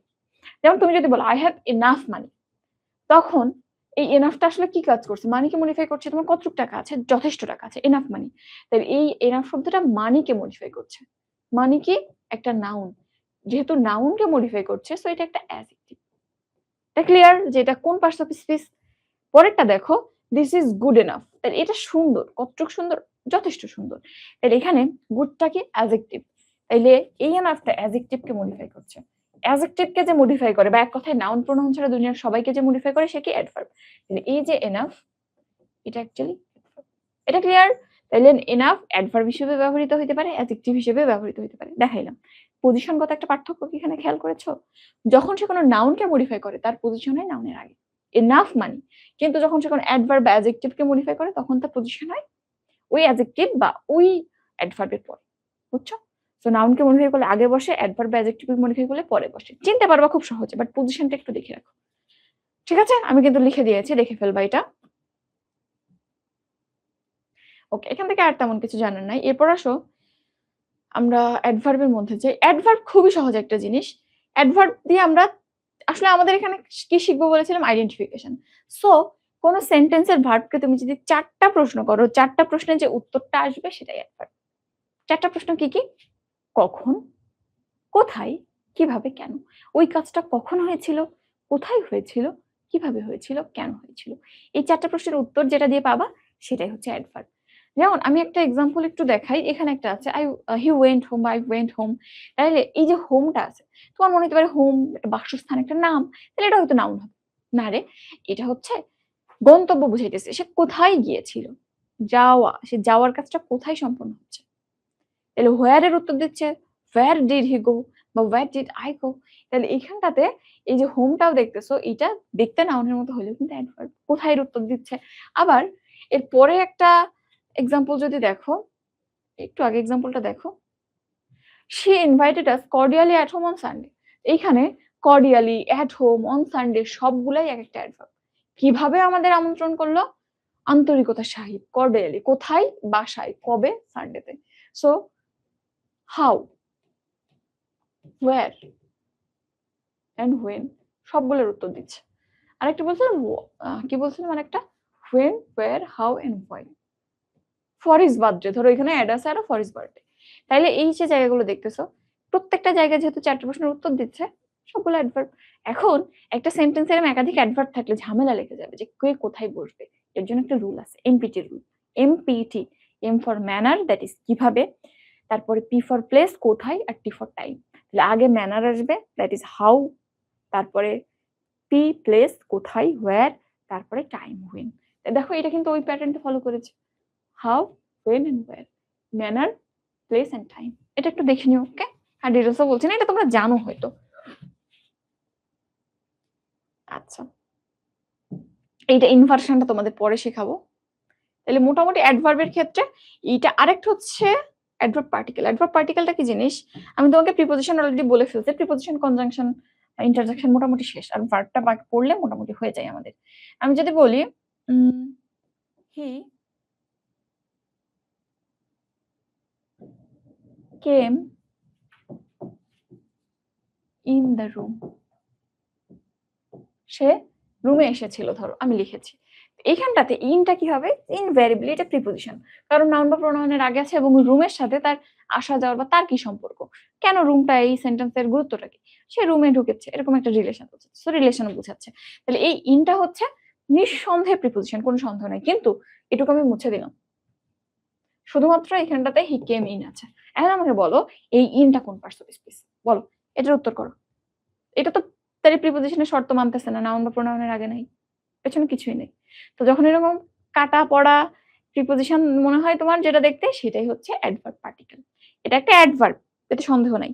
পার্টিকেল কেন বলতেছে? পার্টিকেল মানে ক্ষুদ্র অংশ, একটা জিনিসের ভাঙা অংশ না, এটা নাউন প্রোনাউন বাদ দিয়ে এটা তৈরি হলো, এজন্য এটাকে অ্যাডভার্ব পার্টিকেল বলা হয়। এখন অ্যাডভার্ব কেন? তার প্রমাণ কি? হি কেম ইন, সে এসেছিল, ভেতরে এসেছিল। তো এই ইন দিয়ে ভার্বের যে অর্থটা, সে হইতে পারে হি came out, he came in, হি কেম, আরো অনেক কিছু হইতে পারে। ইন দিয়েই পুরো ভার্বের অর্থটাই চেঞ্জ হয়ে যাচ্ছে। সে বাইরে আসলো না ভেতরে আসলো, নাকি উড়ে গেল, নাকি লুকাইলো। তাইলে এই যে জায়গাগুলা, এই একটা ওয়ার্ড দিয়ে আমরা পুরো ভার্বের অর্থ চেঞ্জ করতে ফেলছি, এটাই মডিফিকেশন। ভার্বকে মডিফাই কে করবে? অ্যাডভার্ব। সো এটা একটা অ্যাডভার্ব, প্রমাণিত, ম্যাথের মতো। তাইলে এই জিনিসটা একটু দেখবা, অ্যাডভার্ব পার্টিকেল কি জিনিস। আচ্ছা, এরপরে আমরা আর ভার্বের ক্লাসিফিকেশনে তোমাদের বেশি কিছু দেখাবো না। 3টা জিনিস সাধারণত তোমাদের পরীক্ষাতে আসে, 3টাই দেখাই। আচ্ছা, ভার্ব তোমরা জানো কি জিনিস, যে ওয়ার্ড দিয়ে কাজ করা বুঝাই কোনো। এখন ভার্বের ক্লাসিফিকেশনে 2টা ব্রড টাইপ আছে, একটা হচ্ছে প্রাইমারি, একটা অক্সিলারি। অক্সিলারি আবার 3 প্রকার, primary auxiliary, modal auxiliary, semi modal auxiliary. Primary auxiliary আবার 3 প্রকার, to be, to do and to have. এরপরে আবার মোডালের এক্সাম্পল গুলো, একটু মোডালের এক্সাম্পল গুলো দেখিও। Shall, will, could, can, may, might, এই যে জিনিসগুলো আছে এইগুলা, can, could, may, might, shall, should, এই জিনিসগুলো। এবং এখানে একটা রুল হচ্ছে, এই মোডাল অক্সিলিয়ারি গুলোর পরে ভার্বের সবসময় মেইন ফর্ম বসে। এস বাই এস দেওয়া যায় না, টু দেওয়া যায় না, ভার্বের আগে আইএনজি দেওয়া যায় না। তাইলে এই কয়েকটা জিনিস একটু মনে রাখিও মোডালের ক্ষেত্রে। এখন আসলে বিভিন্ন ধরনের ভার্ব, মানে classification of verb, special type of verb. এর মধ্যে আমরা যেগুলো আসছে সেগুলো একটু দেখি। প্রথমে আসছে গতবার মেডিকেলে ইনকুয়েটিভ ভার্ব। ইনকুয়েটিভ ভার্ব কি জিনিস? যে ভার্ব দিয়ে কোনো একটা কি বলবো, খুব ধীর কিন্তু কন্টিনিউয়াস একটা পরিবর্তন বোঝায়। এই ভার্বগুলো হচ্ছে ইনকুয়েটিভ ভার্ব। পরিবর্তন স্টেডি কিন্তু ধীর। যেমন দেখো, the world man is becoming weak, মানে বৃদ্ধ লোকটা ধীরে ধীরে দুর্বল হয়ে যাচ্ছে। তো একটা মানুষ ধম করে দুর্বল হয়ে গেল, এটা একটু সম্ভব না। আবার ধরো সন্ধ্যাবেলা অন্ধকার নেমে আসছে, যেমন এখানে যেটা আছে, সিনারি ইজ গেটিং ডার্ক, অন্ধকার নামতেছে, সবকিছু অন্ধকার হয়ে যাচ্ছে। তো এটা হুট করে কি সূর্য ঢাপ করে ডুবে যায় না, আস্তে আস্তে আলো কমতে থাকে। এই যে গ্রাজুয়াল, ধীর একটা পরিবর্তন, কন্টিনিউয়াস বাট স্লো, এই যে পরিবর্তন, এই পরিবর্তনটা যে ভার্বগুলো দিয়ে বোঝায় সেগুলো ইনকুয়েটিভ ভার্ব থাকবে। তাহলে এখানে বিকামিং, গেটিং, এইসব ভার্বগুলো সাধারণত এভাবে ব্যবহৃত হয়। বাট যে কোনো ভার্ব হইতে পারে, যদি জাস্ট অর্থটা এরকম প্রকাশিত হয় তাহলে সেটা ইনকুয়েটিভ ভার্ব, মনে রাখিও। এরপর তোমাদের যেটা আসে transitive and intransitive verb. Transitive verb মানে যে ভার্বের অবজেক্ট আছে সেটাই ট্রান্সিটিভ, আর যার নাই সে ইনট্রান্সিটিভ। খুব সহজে, আই এট এ ম্যাঙ্গো, এখানে অবজেক্ট কি, কি বা কাকে দিয়ে প্রশ্ন করলে যে উত্তরটা পাওয়া যায় সেটাই অবজেক্ট। তুমি কি খেয়েছিলে? আমি কি খেয়েছিলাম, একটা আম, অবজেক্ট আছে, এটা তাহলে ট্রান্সিটিভ। ইনট্রান্সিটিভ কি? দ্য ডগ র্যান, কুকুর দৌড়াইছিল। এন্ড কি বা কাকে দিয়ে প্রশ্ন করা যায়? কিছু ভার্ব কখনোই ট্রান্সিটিভ করা যায় না, যেমন রান, ওয়াক, ক্রাই, লাভ, এই যে ভার্বগুলো দেখতেছো টক হইতে পারে, এগুলা সব সময় এগুলা ইন্ট্রানজিটিভ হিসেবে ব্যবহৃত হয়। এটা একটু দেখো। আরেকটা প্রশ্ন তোমাদের আসে, ফায়ার বার্নস। ফায়ার বার্নস এটার অর্থ কি বলতো? আগুন পুড়ে। আগুন কি পুড়ে? আগুন পোড়াই। তখন তুমি প্রশ্ন করতে পারতা যে আগুন কি পোড়াই, বাট আগুন যখন পুড়ে এর অর্থ আগুন পুড়ে।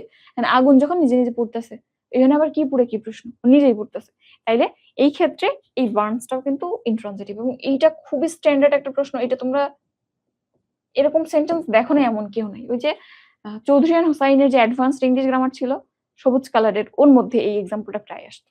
ওকে, এখন এখানে আরো অনেক ভার্ব আছে, আমি আর ডিটেলসে যাচ্ছি না, একটু দেখে নিও। আর আমার পার্টস অফ স্পিচের ডিটেলস ক্লাস তো আছেই, এটা আসলে পড়াইতে 3 দিন লাগে।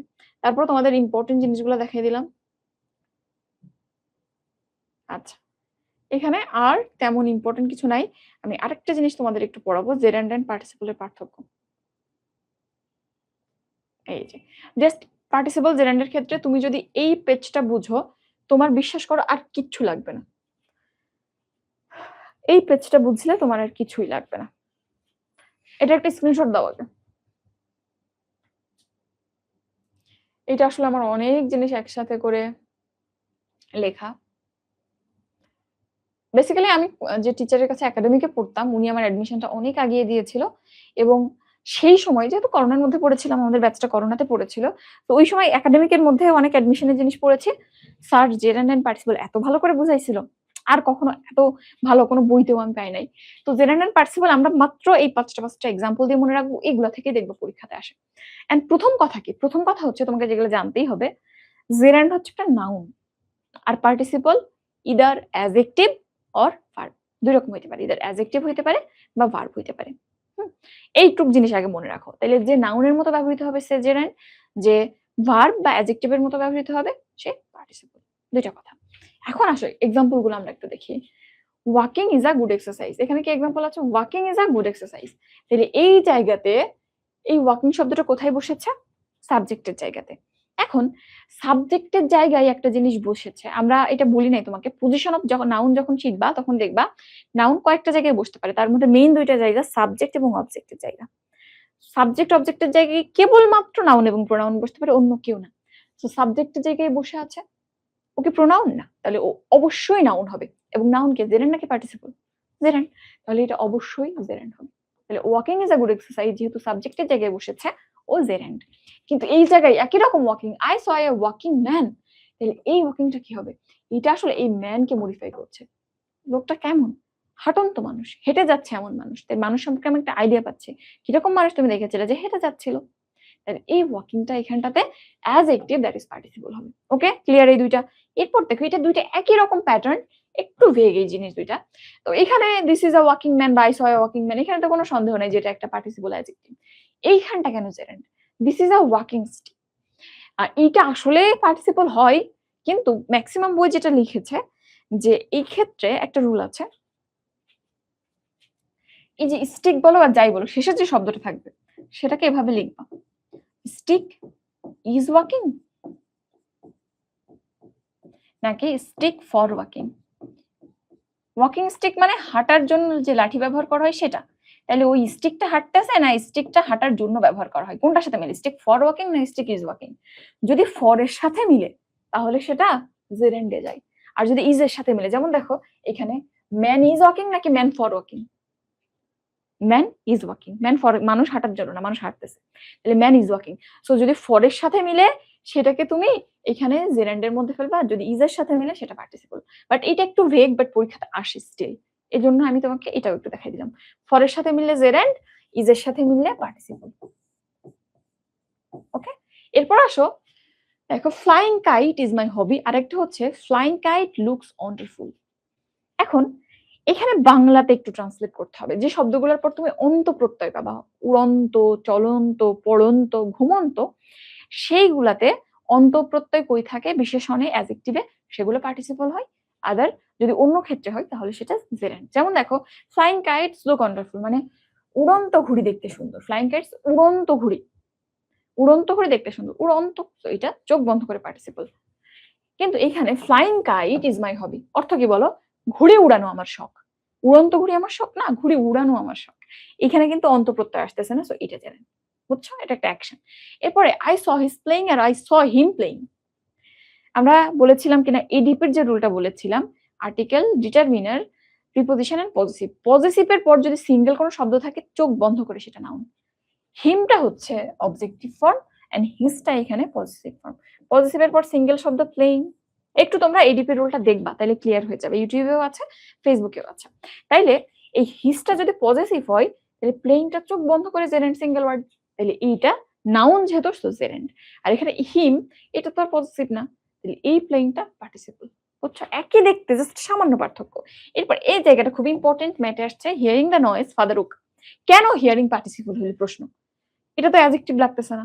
তো আমি তোমাকে বলেছিলাম পার্টিসিপলের আসলে অনেক ফাংশন। পার্টিসিপল সে অ্যাডজেক্টিভ হিসেবে ব্যবহৃত হতে পারে, ভার্ব হিসেবে, অ্যাডভার্ব হিসেবে, ইভেন প্রিপোজিশন হিসেবে পার্টিসিপল ব্যবহৃত হতে পারে। Regarding the matter I called him, এই যে রিগার্ডিং, এটা একটা পার্টিসিপল এন্ড একটা প্রিপোজিশন। তো অনেক কিছু হিসেবে ব্যবহৃত হতে পারে। তো এই জায়গাটাতে একটু দেখো, যদি মনে করবা অ্যাকচুয়াল কোনো কাজ বুঝাই কোনো ওয়ার্ড দিয়ে, কোনো ভার্ব দিয়ে, তখন সেটা পার্টিসিপল। আর যদি অ্যাকচুয়াল কাজ না বুঝায়, মানে ওই সেন্টেন্সটাতে অ্যাকচুয়াল কাজ না হয়, তখন সেটা জেরান্ড। যেমন আমি যদি বলি প্লেইং কার্ড ইজ মাই হবি, মানে কার্ড খেলা বা তাস খেলা আমার শখ, এখানে কি বোঝাচ্ছে যে আমি এই সেন্টেন্সটাতে আশেপাশে কোন সময় তাস খেলেছি এরকম কিছু বোঝাচ্ছে না?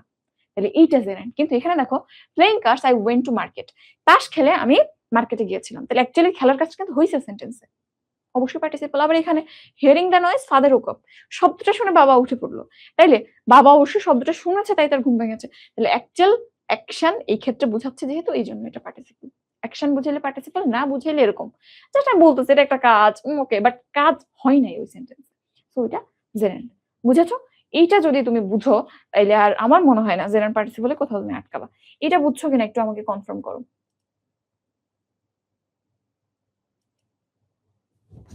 একটু কনফার্ম করো এটা বুঝছো কিনা।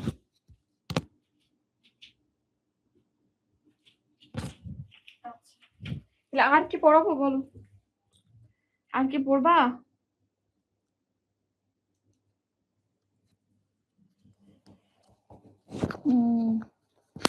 আচ্ছা আচ্ছা, আমি আরেকটু দেখে দিই, আমি যদিও দেখানো হয়ে গেছে বাকি জিনিসগুলো, তারপর একটু দেখাই। আচ্ছা, এটা গেল ভার্ব পর্যন্ত, মোটামুটি আমাদের এতটুকু জানলেই চলছে। এখন প্রিপোজিশন আর কিছু লাগবে না, যা বলছি ওই। একটু কনজাংশনটা একটু দেখি। কনজাংশন টাইপ আছে যেহেতু একটু দেখতে হবে। আচ্ছা, কনজাংশন মানে বললাম যে ওয়ার্ড একাধিক ক্লজকে যুক্ত করে তারাই হচ্ছে কনজাংশন। এখন কনজাংশনকে আমরা তিনটা গ্রুপে ভাগ করি। কয়টা গ্রুপে? তিনটা গ্রুপে, তিনটা ভাগ। একটা কোঅর্ডিনেটিং কনজাংশন, একটা সাবঅর্ডিনেটিং কনজাংশন, একটা কোরিলেটিভ কনজাংশন। এখন যেটা কোঅর্ডিনেটিং কনজাংশন, এটা ক্লিয়ার কেন হচ্ছে না? দাঁড়াও একটু রিফ্রেশ করি।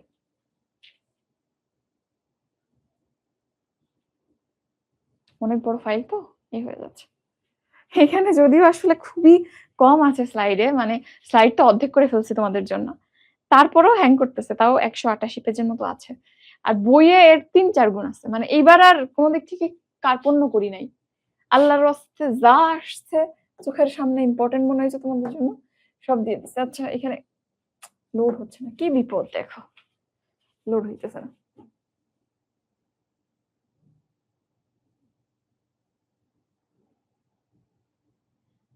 ভার্ব গেল, ভার্বাল গেল। আচ্ছা, তো এটা তো আমি বলছি, এটা একটু দেখাই।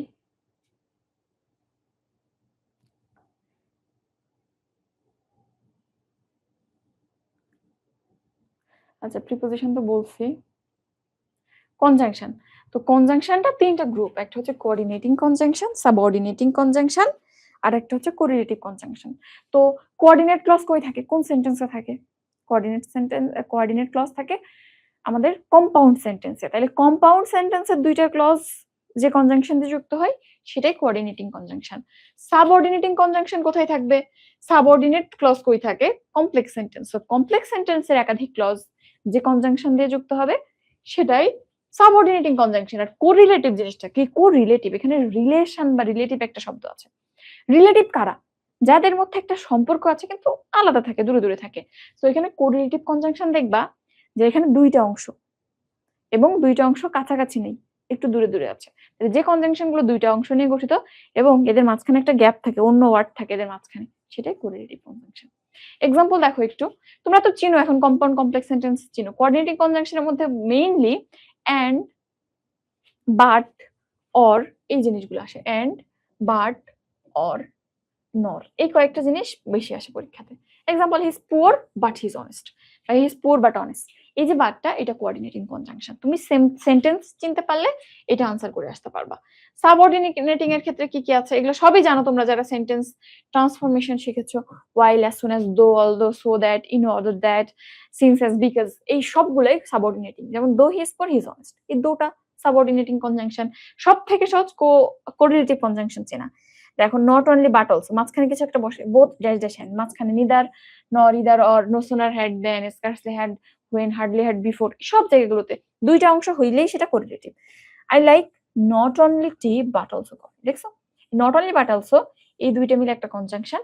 এরা পরস্পর থেকে দূরে বসেছে, স্টিল এদের মধ্যে একটা রিলেশন আছে, কোরিলেটিভ। দুইটা অংশ দূরে আছে, দূরে দূরে আছে, এবং এরা কানেক্ট করতেছে, পুরো সেন্টেন্সে একটা রিদম তৈরি করতেছে। এবং মজার ব্যাপার কি, একজনকে ছাড়া আরেকজন তুলতে পারে না। তুমি এখান থেকে নট অনলি উঠাই দাও, সেন্টেন্সের অর্থ থাকবে না, বাট অলসো উঠাই দাও, তাও সেন্টেন্সের অর্থ থাকবে না। তো দুজনকেই লাগবে এবং দুজন মিলেই দূরে দূরে বসে কাজ করবে, এটাই কোরিলেটিভ কনজাংশন। তাইলে কনজাংশনে জাস্ট এই তিনটা টাইপ একটু দেখবা। আর এখানে কোনটার কি কাজ সব লেখা আছে, এইচএসসি স্টুডেন্টের জন্য এটা কাজে লাগবে, নট ফর অল। আর এরপরে দেখো ইন্টারজেকশনের ক্ষেত্রে একটু আমি জাস্ট লিখছি, ইন্টারজেকশনে বার্স্ট অফ ইমোশন বোঝাই, চেনা যাবে কি করে, পরে একটা এক্সক্লামেশন মার্ক থাকে, এক্সক্লামেশন মার্ক দেখে চিনতে পারবা। এবং শব্দগুলো খুবই টিপিক্যাল, অল্প কিছু শব্দের মধ্যে, যেমন ব্রেভো, ওয়েল ডান, অ্যালাস, হুড, ফাই, এই শব্দগুলো সাধারণত পরীক্ষাতে আসে। এখন একটু জানতে হবে কোন শব্দ দিয়ে কি রকম ইমোশন বোঝাই। যেমন ব্রেভো দিয়ে সাব্বাস, এটা কি বলবো, উৎসাহ বা উদ্দীপনা দেয়া বুঝাই। ওয়েল ডান, এটাও একই কথা, উদ্দীপনা দেয়া বুঝাই। অ্যালাস, হাই হাই, এটা দিয়ে দুঃখ বুঝাই, হতাশা বুঝাই। দেখো অ্যালাস, এটা গ্রিফ বা পেইন বুঝাই। এরপর হুররে, এটা দিয়ে আনন্দ বুঝাই, জয় বা হ্যাপিনেস। এরপর দেখো হ্যালো বা হাই, হ্যালো বা হাই, এটা কিন্তু যদি শেষে এরকম এক্সক্লামেশন মার্ক থাকে অবশ্যই এটা কিসের মধ্যে যাবে। এটাকে আবার বলিও না যে এটা একটা পুরো সেন্টেন্স, যদি হয় কিছু ক্ষেত্রে আসলে ইন্টারজেকশন গুলো এমন ভাবে ব্যবহৃত হয়, ওরা সিঙ্গেল ওয়ার্ড আবার ওরা পুরো সেন্টেন্স। যেমন শুধু অ্যালাস যদি তুমি লেখো, এটাই একটা ওয়ার্ড বলতে পারো, ওটাই পুরো সেন্টেন্স। সো এখানটাতে হ্যালো বা হাই যদি শেষে এক্সক্লামেশন মার্ক থাকে আমরা ইন্টারজেকশন। আর সারপ্রাইজ আমরা কি দিয়ে বুঝাই, জাস্ট হোয়াট, হোয়াট, ওয়াই, এই জিনিসগুলো যখন এরকম প্রশ্ন না বুঝিয়ে অবাক হবে, বুঝাবে হোয়াট, তুমি বলতে পারো হোয়াট বা হোয়াট ইজ ইট, তখন ঠিক আছে। বাট তুমি হোয়াট, এরকম তুমি যখন বুঝতে পারছো যে মুখে বললে তো বুঝছো, লেখায় কি করে বুঝবা, শেষে এক্সক্লামেশন মার্ক থাকবে, ওয়াও, এটাও ওয়ান্ডারফুল, এই শব্দগুলো সারপ্রাইজ বুঝাই। কি বুঝাই কোনটা দিয়ে এবং কি শব্দ আছে দেখবা, মেডিকেলের প্রশ্ন আসছে অ্যালাস কোন পার্টস অফ স্পিচ, এটা কি হবে, ইন্টারজেকশন। মানে খুবই সহজ জিনিস, এর মতো সহজ প্রশ্ন হয় না। তাইলে মোটামুটি এইগুলাই। আর কি তোমাদের পড়াবো, 9:31 বাজে, জীবনের ক্লাস আছে, সেকেন্ড টাইম আছে। আর কি পড়াবো নাকি এই পর্যন্ত থাকবে বলো? বেসিক জিনিস শেষ, আর দুই একটা প্রশ্ন আমি দেখাইতে পারি, বাট কোশ্চেন আমি তোমাদের দেখাইছি এবং মনে হয় না কোশ্চেনে যা আছে কিছু পড়াইতে বাকি আছে। আচ্ছা, আর পড়াইতেছি না, ক্লাস আছে তো। ঠিক আছে, তাইলে মোটামুটি এই পর্যন্ত আমরা বেসিক জিনিসটা মানে একদম এক্সাম ওরিয়েন্টেড পড়াইছি, খুব বেশি ভেতরে ঢুকি নাই। কিন্তু আসলে অনেক কিছু শেখানো যেত, যেমন কনজাংশন পড়াইতে গেলে আমি সেন্টেন্সের টাইপ গুলা পড়িয়ে আসি, স্ট্রাকচার গুলা পড়িয়ে আসি, আমি এত কিছু পড়াই নাই, একদম সংক্ষেপে পড়িয়েছি, বুঝছো, একদম সংক্ষেপে জিনিসগুলা, মানে যতটুক না হইলেই না পরীক্ষার জন্য ততটুক পড়িয়েছি আজকে। তাইলে এই পর্যন্ত থাক, আমি তোমাদের ম্যাটেরিয়ালস গুলা টেলিগ্রাম চ্যানেলে দিয়ে দিয়েছি, তোমরা একটু ম্যাটেরিয়ালস গুলা কালেক্ট করে পড়ে নিও, এবং ভেতরে যে জিনিসগুলো তুমি অলরেডি লেখা দেখছো ওগুলো লেখা আছে ওখানে, ওটা নিয়ে সমস্যা নাই। বই অর্ডার করে দেখাই দিবা কোথা থেকে? ও আচ্ছা, আর এইখানে যে জিনিসগুলো আজকে পড়িয়েছি কোশ্চেন গুলো তো ডিরেক্ট তোমাদের বইয়ের পিডিএফ থেকে পড়াইলাম, আর যত থিওরি স্লাইড গুলো দেখতেছো সব কিন্তু আমার এই বইটা থেকে বানানো।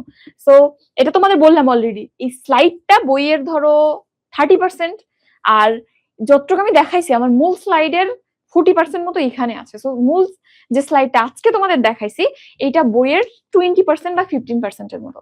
সো বইয়ে আরো হিউজ লেখা আছে, প্রত্যেকটা জিনিস ব্যাখ্যা করা আছে, আমি যেভাবে তোমাদের বলেছি জিনিসটা কেন কি সব লেখা আছে। এবং কোশ্চেন দেখেছো না, কোশ্চেনে তোমরা তো একটু দেখাই, আর একটু কোশ্চেন আমি যখন তোমাদের দেখাইলাম,